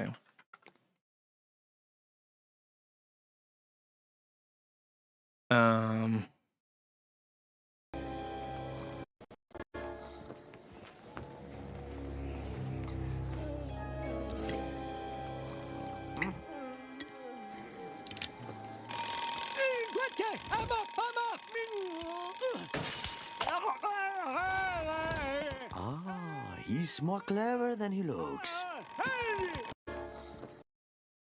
That's pretty good. I guess that was back when The Simpsons was funny. Thank you. Drewby82 for 5 says, afternoon, Josh, did you see that the Kash Patel hearings, the Congress wants to go after Section 230 again? Yes, I talked about that last stream. You think they'll clamp down on internet platforms? Yes, I do. I believe that the free internet is not long for this world. Now, Scott 5 for 5 says, in the pipe, 5x5. I never understood what that meant, and then I had to look it up, and apparently it means that 5x5 is like very clear, favorable conditions or something for landing. It's not a nonsense statement. Good luck 7 for 1 says dot. Thank you. RP for 2 says lowercase I, uppercase everything else, internet. Melon Salt for 2 says, has Greta and Nina hunted you down yet while taking a shit again? Yeah. No, they have not. Bean for 5 says, Juice needs a man around the house that can show him how to operate a computer and stream properly. Yeah, fucking right. Logistical Nightmare for 10 says, wallpaper bros, we're so back because it's so over. Look, by the way, it wasn't my fault. It was Rumble's fault. Rumble was fucking shit. Bunker Housing for 5 says, woohoo, I come to Maddie for all my quality live troubleshooting sessions. That's not my fault. I didn't do it. Cole for 2 says, I remember a long time ago, you said something along the lines of Gumroad content would be made public on Rumble like a week later. The last one I see is Cornstarch. Any updates, or am I schizo?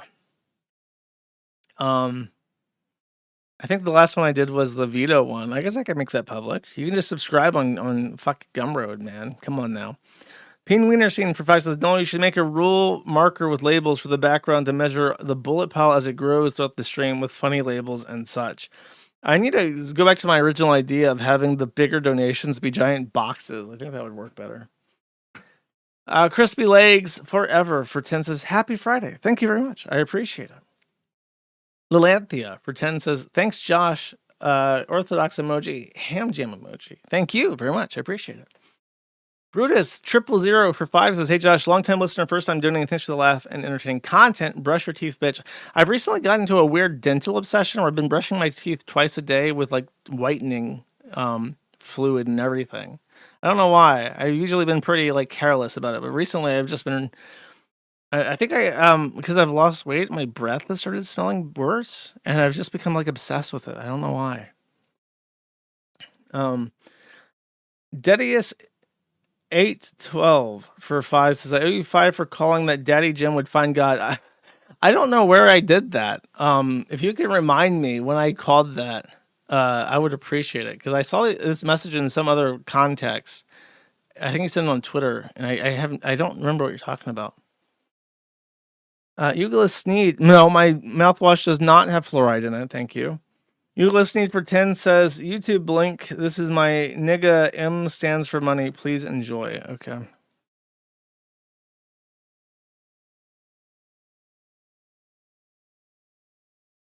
Picking up my phone line, the whole time it's a gold mine. Missed calls on the phone line, I will ring till the sunrise. Cross the line with her first buy some paper, she's on my grind. Rapping antics and king size, with the rats and the reptiles. Drop down in the glass house, throwing rocks gets you kicked out. I don't know what this is, but it kind of scares me, so I'm going to end it there. Thank you.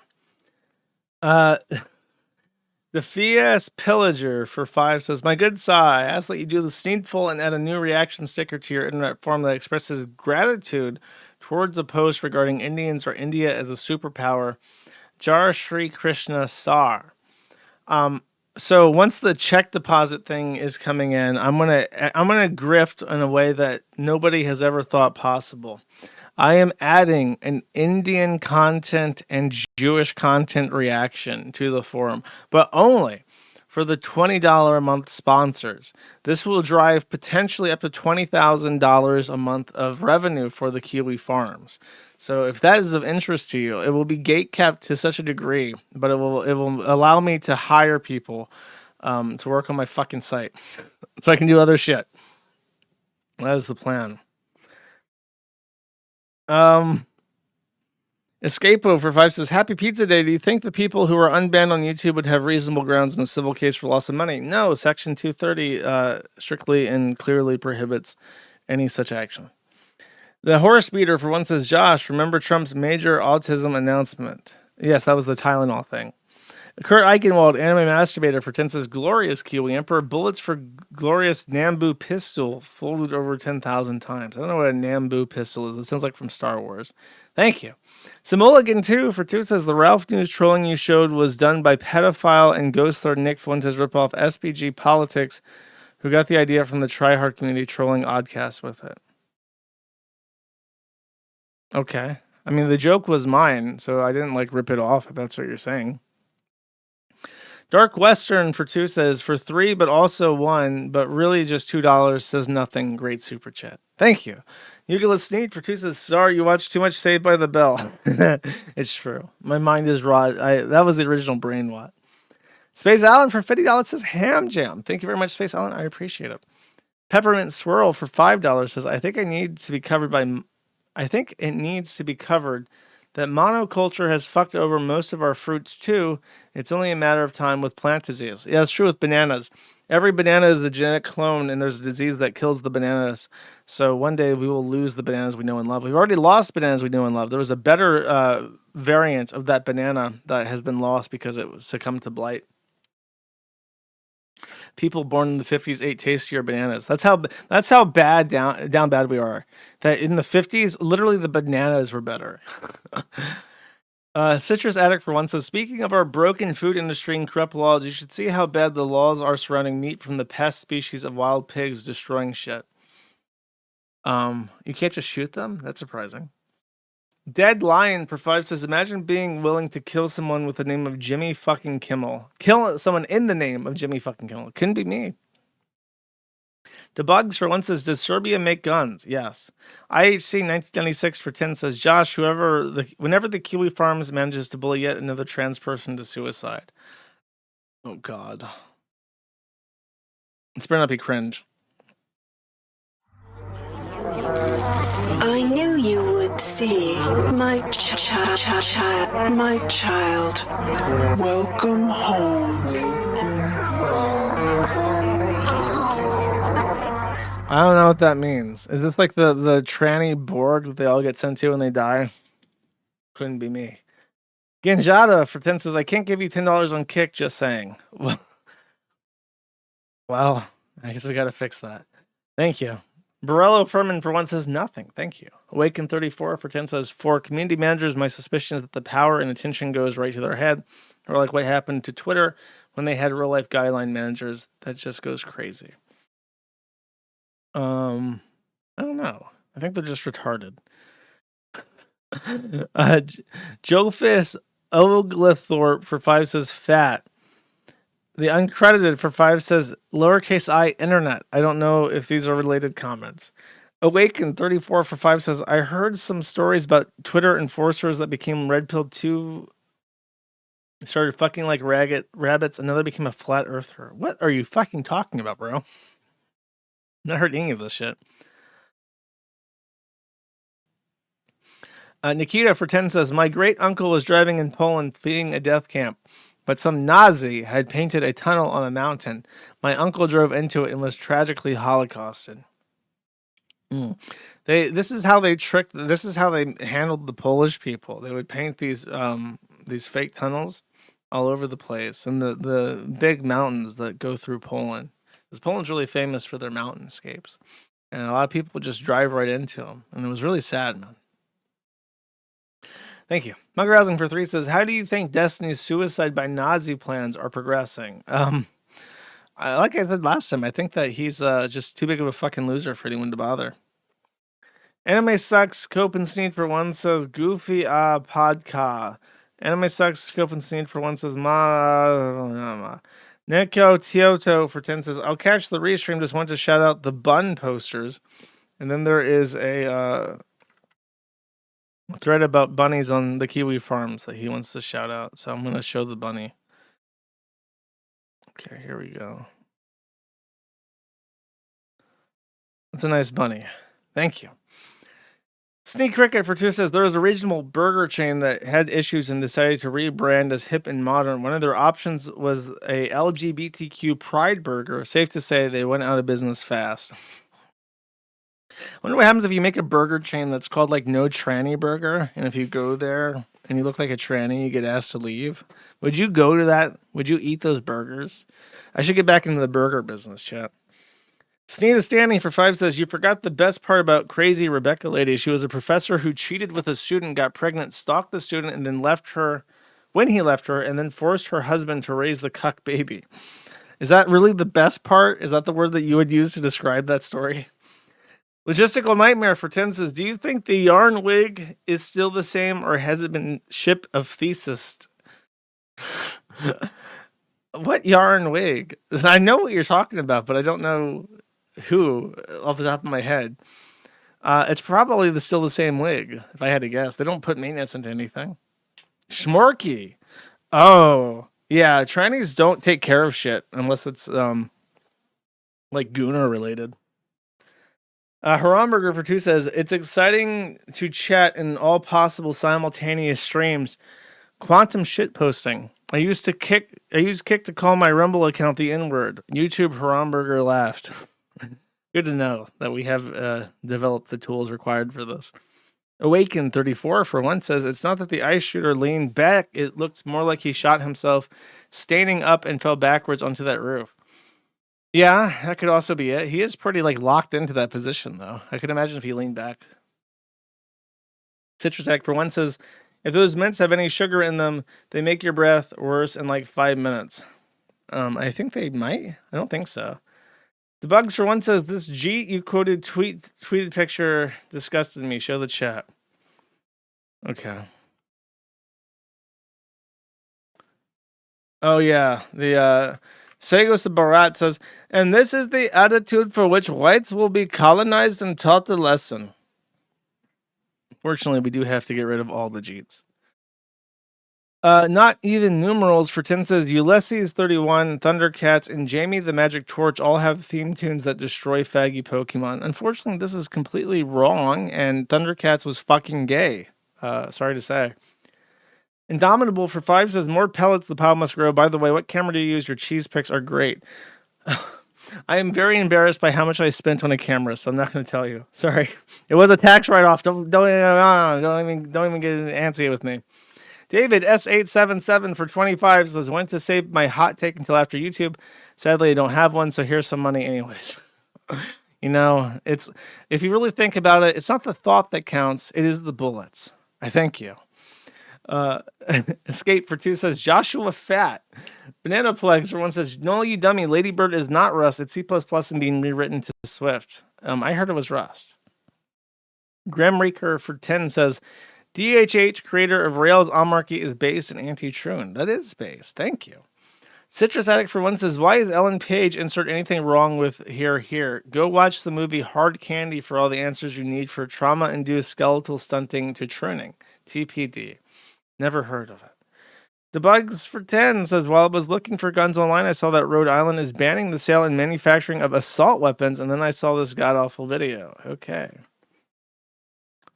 Good to know that Kangol won't get any assault weapons. He's very dangerous. Did you know that Oh my assault God. weapons are legal here in Rhode Island? As a mom, Rhode Island must ban assault weapons because assault weapons are weapons of war and they have no place in the state of Rhode Island. As a lifelong Rhode Islander, I can think of nothing more important that we could do this year than ensuring that the assault weapons ban is passed. As mother, grandmother, and survivor of gun violence, Rhode Island lawmakers need to pass the assault weapons ban. I'm asking you to join me and urge your state lawmakers to vote yes on a ban on assault weapons. Moms demand action. I have a theory that liberal women are extra vocal and liberal men are weak and submissive. And the opposite is true with conservatives. And that is why you get these people who are basically advertising for repealing the 19th Amendment. I think that's what it is. It's like liberal men are super henpecked by these hyper testosterone women. And then the opposite is you have happy mothers and stuff who are mild mannered and pleasant, and then you have like more high testosterone men. And that's the core issue. Is that's why everyone thinks women ruin society when they vote more conservative than any other demographics men do. It's just because liberal women are just awful. I think that's the issue. You can't even say feminism because very specifically what they're advertising is not feminism. When you're a woman that supports men, rapey men being in your daughter's bathroom, you're not a feminist. You're not advocating for like self enfranchisement. You're advertising for like rape, which is not generally not rape is not usually considered a feminist virtue.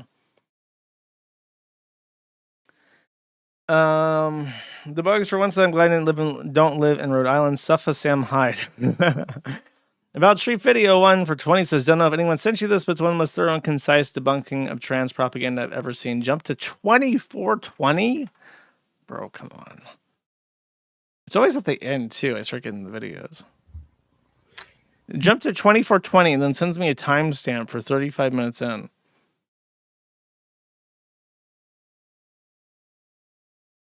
Some people who are activists actually do get to know real people in Palestine on the ground, and I'm not referring to them, but okay, Simone and Malcolm seem to really enjoy extra thick black frame glasses to the point where they kind of look like they're cosplaying as each other, if you know what I mean.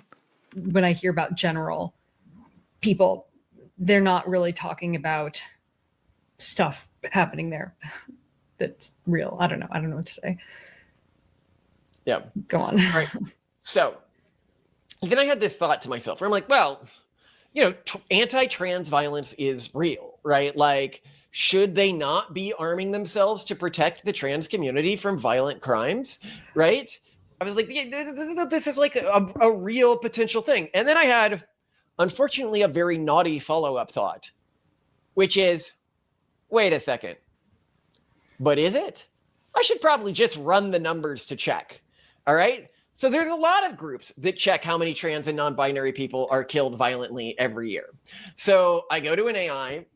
I'll sort of walk you through my revelation on this because it gets progressively worse as it gets deeper. And I was like, okay, calculate the rates that the orgs are saying number of trans people died versus the gen pop of violent murders, okay? And this is trans and non-binary people. So, you know, a wide net here, all right? To calculate the rates, I'll use the midpoint of 31 transgender and gender expansive people killed in the US for 2024 due to fatal violence based on the 30 to 32 range from advocacy tracking. For the transgender population, you have around 1.6% of the US transgender and non-binary, of the US population. So that's approximately 340.1 million people in 2024, which equates to 5.44 million transgender individuals. Now, the transgender homicide rate. That would mean that the transgender homicide rate is around 0.57 per 100,000 trans individuals. The average American homicide rate is 5. What? Wait. Individuals. That means that the transgender community and non-binary community has a homicide rate that is 11.4% the average American. That is wild. Hold on. Because they don't leave their fucking houses. Is this really? I've never believed this statistic that they were at a higher rate of violence. And I've always believed that if it was not made up, it was because they're fucking prostitutes. And prostitutes experience a higher rate of violence than the average public. Though they don't leave their fucking houses. They're at home gooning to anime figurines. How are you going to get shot by some gangbanger if you're just at home gooning on your fucking hot glue anime figurines? You're not. I've never believed it. I never empathized. I never simpied. I never accepted any of this bullshit. I always remember, chat, no matter what happens to me, remember that I was somebody who never once ever fucking believed any of this fucking garbage. I never once let up. I never once yielded to the mob. I never once gave people what they wanted. I've always said they're fucking gross men. I'm not playing this fucking game. Anna Wall, for one, says, ah, ha, ha, ha, ha. Rudolph Boykin for 2 says, I remember one time when I was a teenager and my mom called me a son of a bitch during an argument. I replied, yeah, that's my point. I'm pretty sure I got hit with a wooden spoon for that. Pastel Starlight for 5 says, are we starting a Chantal death pool? Legitimately stunned. She did zero research about Islam or Syria before moving there. She's such a dumb fuck. I mean, she knew, but she just assumed that what's his face would protect her. Now, Scott 5 for 5 says, Chantal must return to her one true love, Pete, inshallah. Yeah, that's not fucking happening. Nobody loves Pete's. Bunker Housing for 5 says, think if Chantal went to a Romanian embassy, look and run into this. I'm not opening no BitChute fucking thing for $5. Sorry. Bunker Housing for 3 says, because vampires are from Romania. So just assume that video was something about vampires, okay? Nyaoga 1 for 5 says, the Metokur had a son. Would he end up like Destiny's Child? No, he'd probably end up like am I allowed to say Elliot Rodger? Because I think that's what Sargon said. He was going to make a bunch of little Elliot Rodgers. I'm sure you've been fine. Okay. As long as he moves out of Minneapolis. Humble Guardsman for 7 says, go to your closest Eastern Orthodox church. I don't know if you know this, but they're not fucking any of those anywhere in the U.S. unless you live in the Northeast. Pete Wienerstein for 10 says, definitely ban the guy who said Jim renounced VTubers. The other stuff is great, and I thought he saw the light on anime shit too. He got me as well. Fuck that guy. Well, if he ever burns his anime collection, his soul might just depart. Like, that's the only thing keeping him. It's like it's like you will live a half-life, a cursed life. But the anime is keeping him tethered to the mortal coil. Thank you. Awaken 34 for 2 says, well, I don't think we're on the brink of Star Trek era. I do see the merits, spelled wrong, of this belief as things like fusion reactors are on the verge of being completed in 2 to 5 years. Nigga, if you think that we're going to get fusion reactors, look at Germany and how they shut down all their nuclear reactors when a war started, and their main supplier of gas is the enemy in this war. If there was a fusion reactor, oil bag McMoneybucks would take a crowbar and just start bashing in the heads of every fucking egghead Jeet working that fusion reactor, okay? That shit would be closed down for ecological reasons in a month. Lunar Boy for 5 says, imagine all of this because some chick wanted good reviews on her game 10 years ago. Zoe Quinn led the way. Escapo for 5 says, a long time ago you would play 10-second segments of Justice music, and that made me a fan of them. Are you still a fan? They're doing some shows in Florida soon. You should go. Yes, I was listening to Justice not too long ago. I don't remember. I can pull it up, I guess. I'll count to 30 and see if I can pull this up in that time.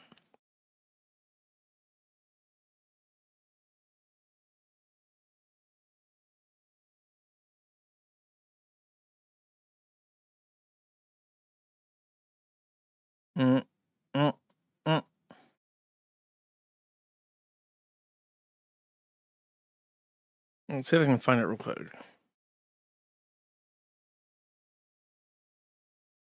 No, I don't see it. It was on the same album as Stress, I want to say. Actually, not even. It had like a blue cross. Oh no, it was the one that I played at the beginning of the stream. There was another one that I listened to that was really good too. I do like them though. The false copy of Senator for 1 says, Jim is a dying man who says he now believes in God at the end of his life. Not really surprising. I guess the constant pain finally broke the coolest kid on the internet. That's one way to put it. Vordier for 10 says, watch this real quick. Jim disavows YouTubers in it, I promise. This is definitely some fucking gay anime set. Full episode 0 through 12, my dear friend Noko-tan. And it appears to be an anime girl with a Maple Story face and deer ears. It's anime powered by Remo. I'm not playing that. Colidante for 20 says, hold on a minute. This is very strange. You're telling me a Troon is an incestuous pedophile rapist. This is the first time I've ever heard something like this. Are you Donald Trump? You tell me this for the first time. Wow. Pedophile rapist Troon. Wow. Thank you. Arendelle for 1 says, is in the super chats of that stream, Jim did mention that he and Jade are finding a church. Jim is interested in Catholicism while Jade is pushing for Protestantism, evangelism, or Lutheranism. My issue with the Catholic Church is that they say that the speaker for God on this earth is a man who kisses Negro feet, and that's fucking, and loves trannies and gays, and says that we need infinity shit zillion migrants. Like, you can overlook a lot of shit in the Bible that's misconstrued or construed in one way that's like contrary to what you want to see for your country. But when the voice of God, I know he doesn't speak from the seat or whatever. He's not speaking from the... When he says you got to kiss and suck all the little Muslim toes nice and clean, he's not speaking from the seat, bro. It doesn't count as like the actual words of God when he's like sucks those little black toes all super spotless. Like, bro, come on now. It's just like, it's fucking gay. Like if Jen wants to do that and wants to go for the TLMs and shit, just go to SSPX or some shit, because the Pope's a fucking fag. I can't get... Like, I really tried... I asked all the good Catholic boys to send me their cope of Catholicism. I read all the copes. I looked into the copes. I looked into it, and I'm just like, he kisses all the little dirty Muslim feet clean and advocates for mass replacement in my country. And he's supposed to be like the vicar of Christ. That's not fucking real. Okay. When George Washington came over to the United States and said, fuck all this Catholic shit, he was right, as is often the case.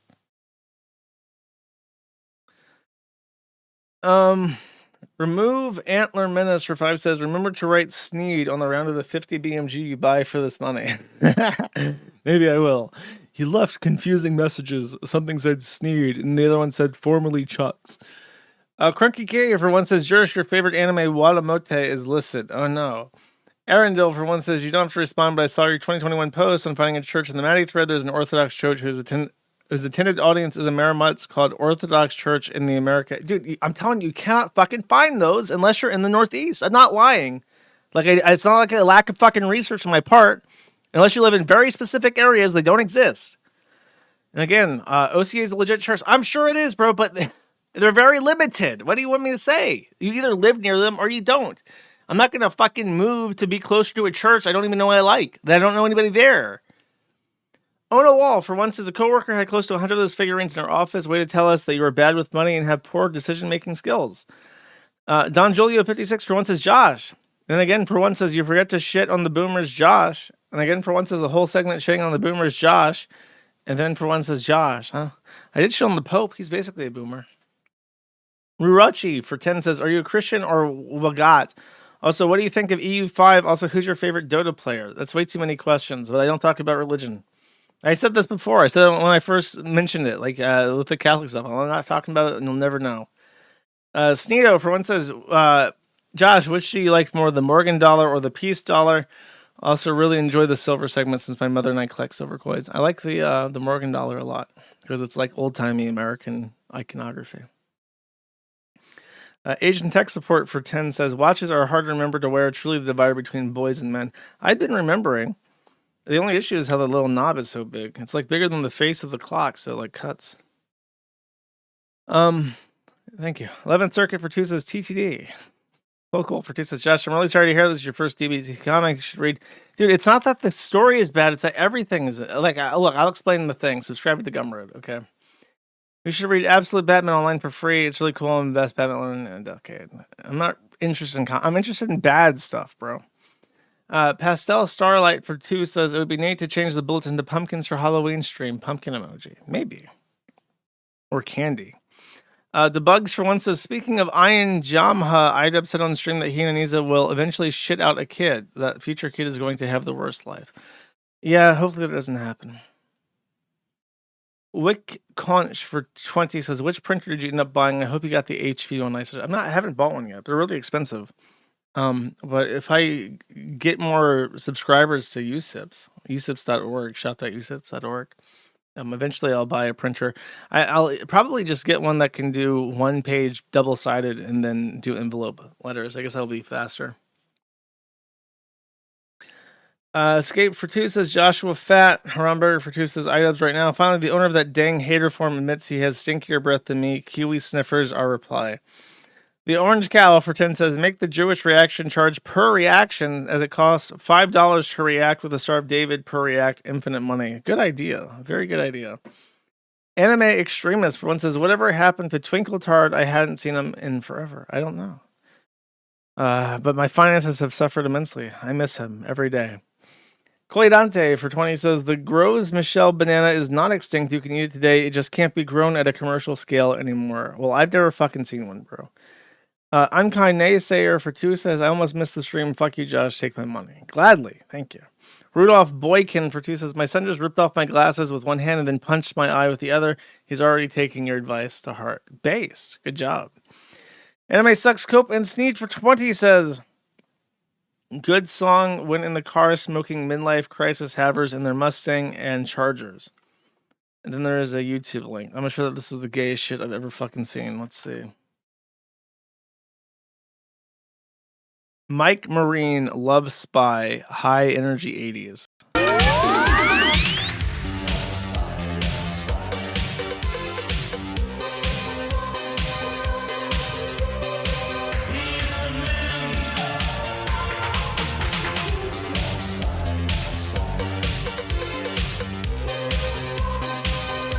I'm gonna be real. I didn't know that Ron and Jeremy had a musical career. I've learned something. All right, thank you. The Unkind Naysayer for 2 says, opinion on Anata based because fuck copyright or cringe because anime. I don't know what the fuck you're talking about, and I'm grateful for that. Brozak Bill for 10 says, you must watch, and then there is a X link. Okay, let's see.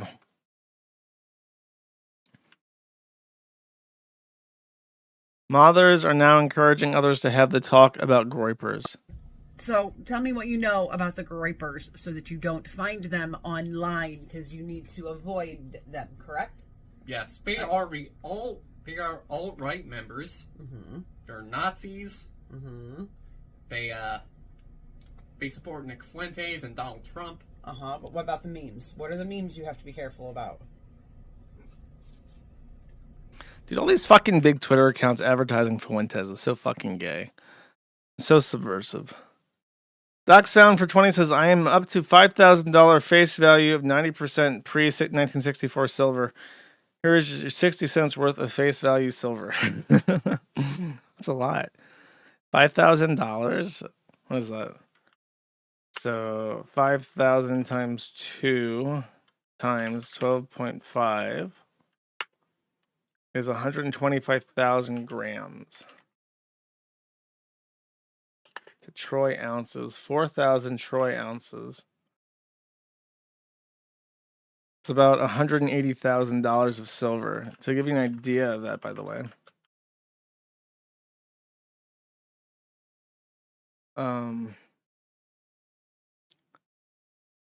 This is a 1,000 troy ounce silver bar with hand for comparison.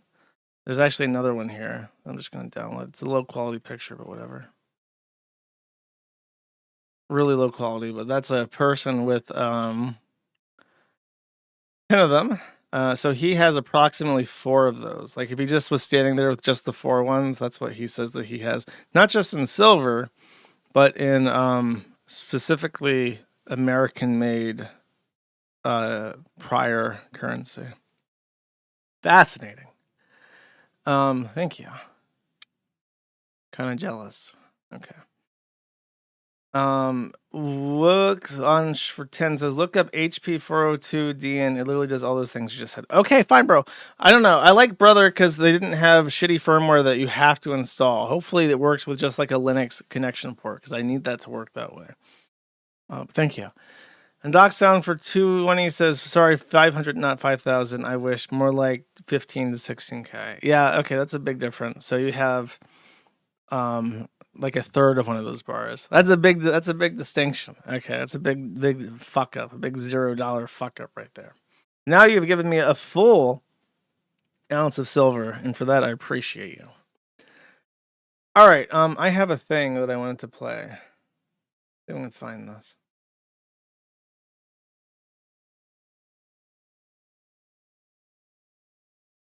Someone in the Matt the Internet thread that I'm looking through trying to find this thing has reminded me that I have actually already started my rape fanfic career when I suggested that the Navy SEAL who wanted a concubine raped Nick Fuentes.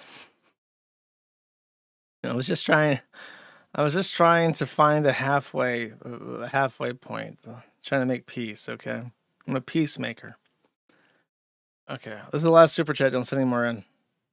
Octavia Silver Phone says Kim's baby isn't really named Mafu, by the way. Well, I would hope not. That's a good thing, actually. All right. I'm going to play this video, and this is going to constitute our outro song. It's not a true outro song. But I'll see you guys next Friday. Subscribe to the Gumroad, mantheaternet.gumroad.com. Thank you very much. I appreciate it. Bye-bye. Victoria's Secret. I bought it at Birkin and Kales. We do it Chanel. They want to be just like us, and all they bitches can tell. Nigger. I'm calling my ops, nigger. They better not play with me, nigger. I sleep with the K with me, nigger. Some bad shit lay with me, nigger. My kids ain't straight, you nigger.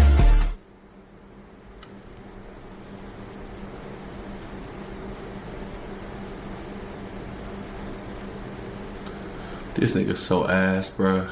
It's done. It's done. It's over, bruh. It's over. It's over. Chad, this shit is over, bro. Chad, it's over. It's so done. Get this nigga off my screen. What? Like, we gotta sit through, what, this got 18 track now? I gotta sit through this bullshit? I'm already gotta look at the cover art. Now you call me a hard R. Bro, Chad, it's done. Fuck! Oh my God, bro! Why? Like, why, bro? I bought it at Birkin and Kales. We do it Chanel. I like this beat. They wanna be just like us, and all they bitches can tell. Nigger. I'm calling my ops, nigger. They better not play with me, nigger. I sleep with the K with me, nigger. Some bad shit lay with me, nigger. My kids ain't straight, you nigger. Why if like this nigga talk? Why if like who you calling? You bro? Who you? If like you talking to me like directly, what I do to you? I ain't put you in prison. Fake you nigger. Huh? This spot got a reek in it. It's smelling like baccarat. Victoria's Secret. Yeah. I bought it at Birkin and Kales.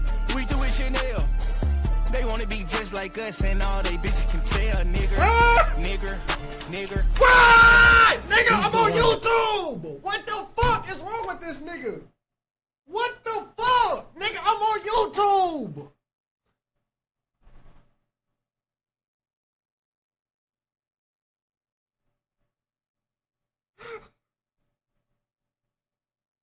Yo, thug! Nigga, what are you doing?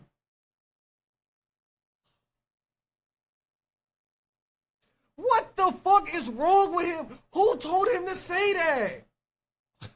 I gotta skip the song now. Nigga, I'm on YouTube. What the fuck? It's smelling like baccarat. Victoria's Secret. I bought it at Birkin and Kales. We do it Chanel. They wanna be just like us, and all they bitches can tell. Nigger. No! I'm calling my ops, nigger. Oh my God. Why? No, you're bugging. You're bugging, Young Thug. You gotta stop, bro. Like, come on, bro. Please. Don't. Why are you saying this, bro? Why are you saying this, bro? Come on, bro. They better not play with me, nigger. We gotta skip. We gotta skip some. Bro! No! Next song. We do it Chanel. They wanna be just like us, and all they bitches can tell. Nigger. Whoa! What? Whoa.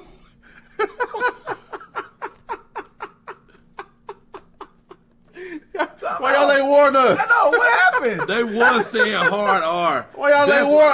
Why y'all ain't say nothing? What? Hey, time out. What's that about? But I was literally laughing. Bro, me too. I just heard nigger. Nigga turned white and just, he said, fuck it. Ah, bro. Hold on, go down. I'm calling my ops, nigger. They better not play with me, nigger. I sleep with the K with me, nigger. Some bad shit lay with me, nigger. My kids ain't straight, you nigger. I'm not fake, you nigger. Black diamonds today, I'm a nigger. Black diamonds today, I'm a nigger. What happened? I call them all my ops niggers. What? Whoa, what? Where'd it go? It went so